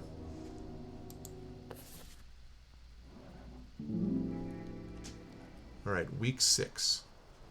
Oh, that's funny. I was pressing all the E's in chat. Okay. Hey, what's up, Triffid? Everyone is feeling nice and chill, so to speak. Okay. But, having said all of that, chat, the time has come. Are you just in the ship? Am I what? Just in the ship. Am I just in the ship? Is your home in the ship? My home is in the ship right now, for sure. So you're staying in there? Okay. So there we go. Now I don't know if Arudinel knows or if anyone knows how long this takes. And by the way, I'm using the GOG version of this, incidentally. So that is something to keep in mind. I am using the GOG COM version. Dad, are you gonna continue playing the game? I am, but not now, because I have finished up my stream for tonight, and it's going to be time for you to be getting ready for bed. You don't know how long it is at all. So far, though, I don't know, chat, what your opinion is of it, but I'm actually liking this so far. I don't know that I'm going to go right back to it when I get home, because it's the kind of game I might try to finish Jedi Survivor and that kind of thing first. And I do have other games that I want to get to down the line. But this was interesting. I felt a little bit like I was playing, as I went along, it felt a little like Citizen Sleeper to me in terms of the assigning of people. There's a lot of balancing of resources and stuff like that. I like the narrative aspect to it. It does remind me a bit of Obra Dinn as well. As I mentioned, I get a little bit of Frostpunk vibe, definitely Banner Saga. So there's a few influences working here. And I'm impressed if this is the guy's first real game that he's developed. I knew about it only mostly from Arudinel. So yeah, I actually enjoyed this. And it's funny, it is chill as much as it's also... Hold on.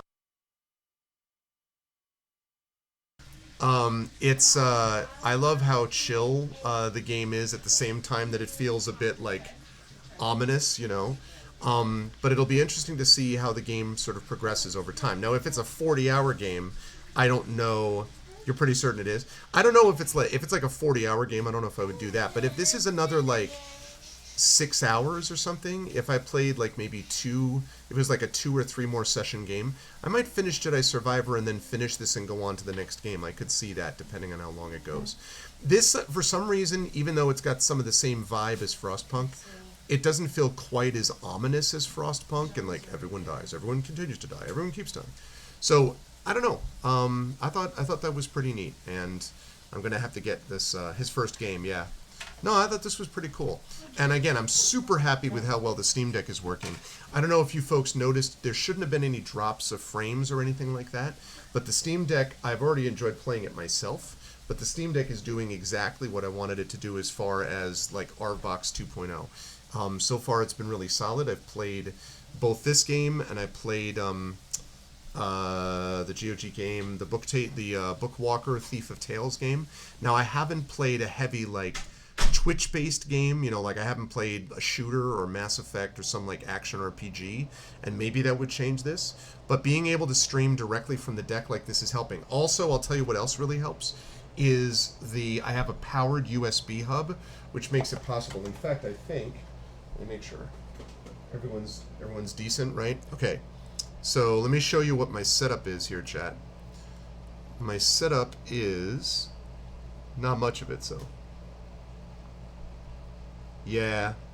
But this doesn't come across that way to me, Arudinel, right? This game doesn't feel like that to me. Okay, so check this out. This is my setup. So this is what I've got. So we've got there's the Steam Deck. I've got my USB port there. Computer, there's the laptop. The extra monitor. And that's it. There's my microphone, and then obviously the camera that I'm using, and my little Bluetooth keyboard.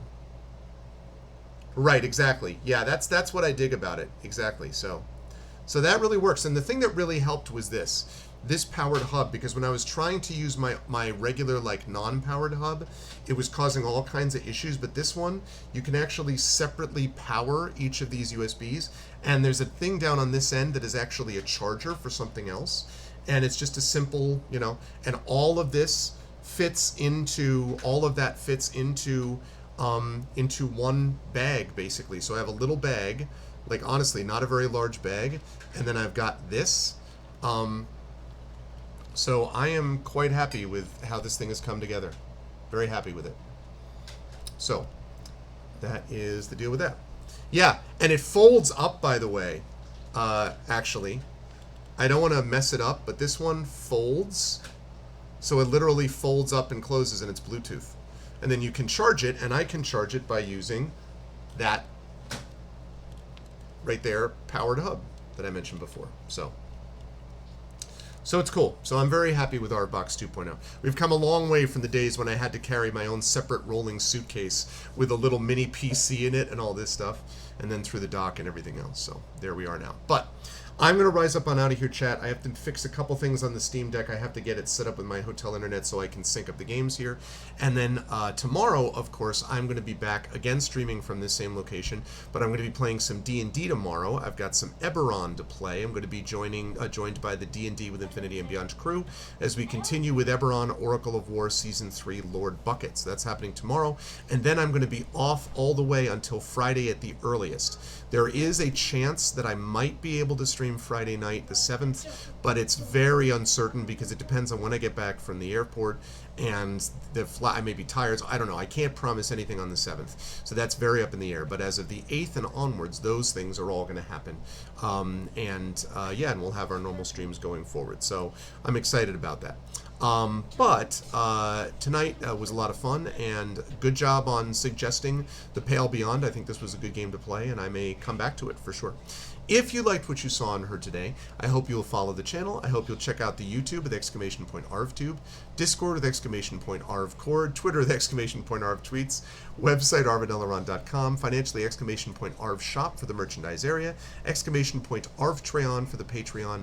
Really does help when people are able to support that. A couple of you did sub today, so thank you so much, sub and resub. Please consider doing more of that. Subbing and resubbing would be very much appreciated, as would be supporting the Patreon. Those would all be great things. They really do help. Good stuff for both you and for the channel. On the publishing side, Icarus for my graphic novel from Athos Arts, Library for my Tales and Tomes from the Forbidden Library. That's my 5e adventure and sourcebook from Alligator Alley Entertainment, and Greyshade, which is my dark fantasy novel which came out last year, won an award a month ago. That book is Greyshade. You can order that right now. You can also pre-order the sequel, Renegade, which is coming out next month, so literally as of tomorrow, it'll be this month that'll be coming out. And then you can also pre-order Heretic, which is the final book in the Grey Assassin trilogy, coming out next year. You can also pre-order the tabletop role-playing game from Brandon O'Brien, coming out later as well, and the audiobook from Trent Sparks, which is available everywhere, here, there, and everywhere across wherever you get your audiobooks, you can find it there as well. So please make sure you check that stuff out. That is a big help. And last but certainly not least, BLM, Black Lives Matter, important to affirm and assert the significance and importance of Black lives. Help Now, the World Health Organization page on suicide prevention. Important to reach out to others when you need help and reach out to others when they need help as well. And Ukraine, Ukraine, to help the people of Ukraine as they fight back against an illegal and illegitimate war with bravery and courage. This is our chance to not only help them, but to send a message that we will help others in that situation going forward in the future. I want to thank everyone who made this an awesome stream tonight. Thank you to those who joined me, my wonderful mods, Arudnell, Dragonspear, Drew the Damager, Shadowed Mage, and Triffity Mats. Thank you to my best mods in the business, as I've often said. Thank you to my Patreon supporters and subscribers. Thank you to Arudnell, Dragonspear, Drew, Shadowed, Triffid, Mrs. Dunsel, Red Lear, and Wayman Wolf. And thank you so much to my wonderful viewers. Thank you to Craigery, and Craigery, I saw your message. I'm going to try to check it out if I can, but if I can't, then I'll definitely check it out when I get home. But thank you, Craigery, doing some amazing work on website stuff, which I'll talk more about, chat, when I have finalized everything with him. My exhausted son here. Thank you to Darth Sisu, to Feels Good Man, to Joseph, to Light and Passion, always a pleasure, to Mar, to Nonstop, what's up Nonstop, to Shrimps, and to Stalio. Thanks everyone here for being with me. Thank you for joining me and my amazing, awesome son, Mini Arv. I will see you folks tomorrow night. Mini-Arv. And you are Mini Arv, and that's Little Arv. And thank you, everybody, for being here. Much love to all of you. Everyone be good to each other, and I'll see you tomorrow night for some Eberron Oracle of War. Until then, everyone be good to each other. Bye for now. And take me down. Well, I could just jump to bed, and you can't see me. Yes, I can.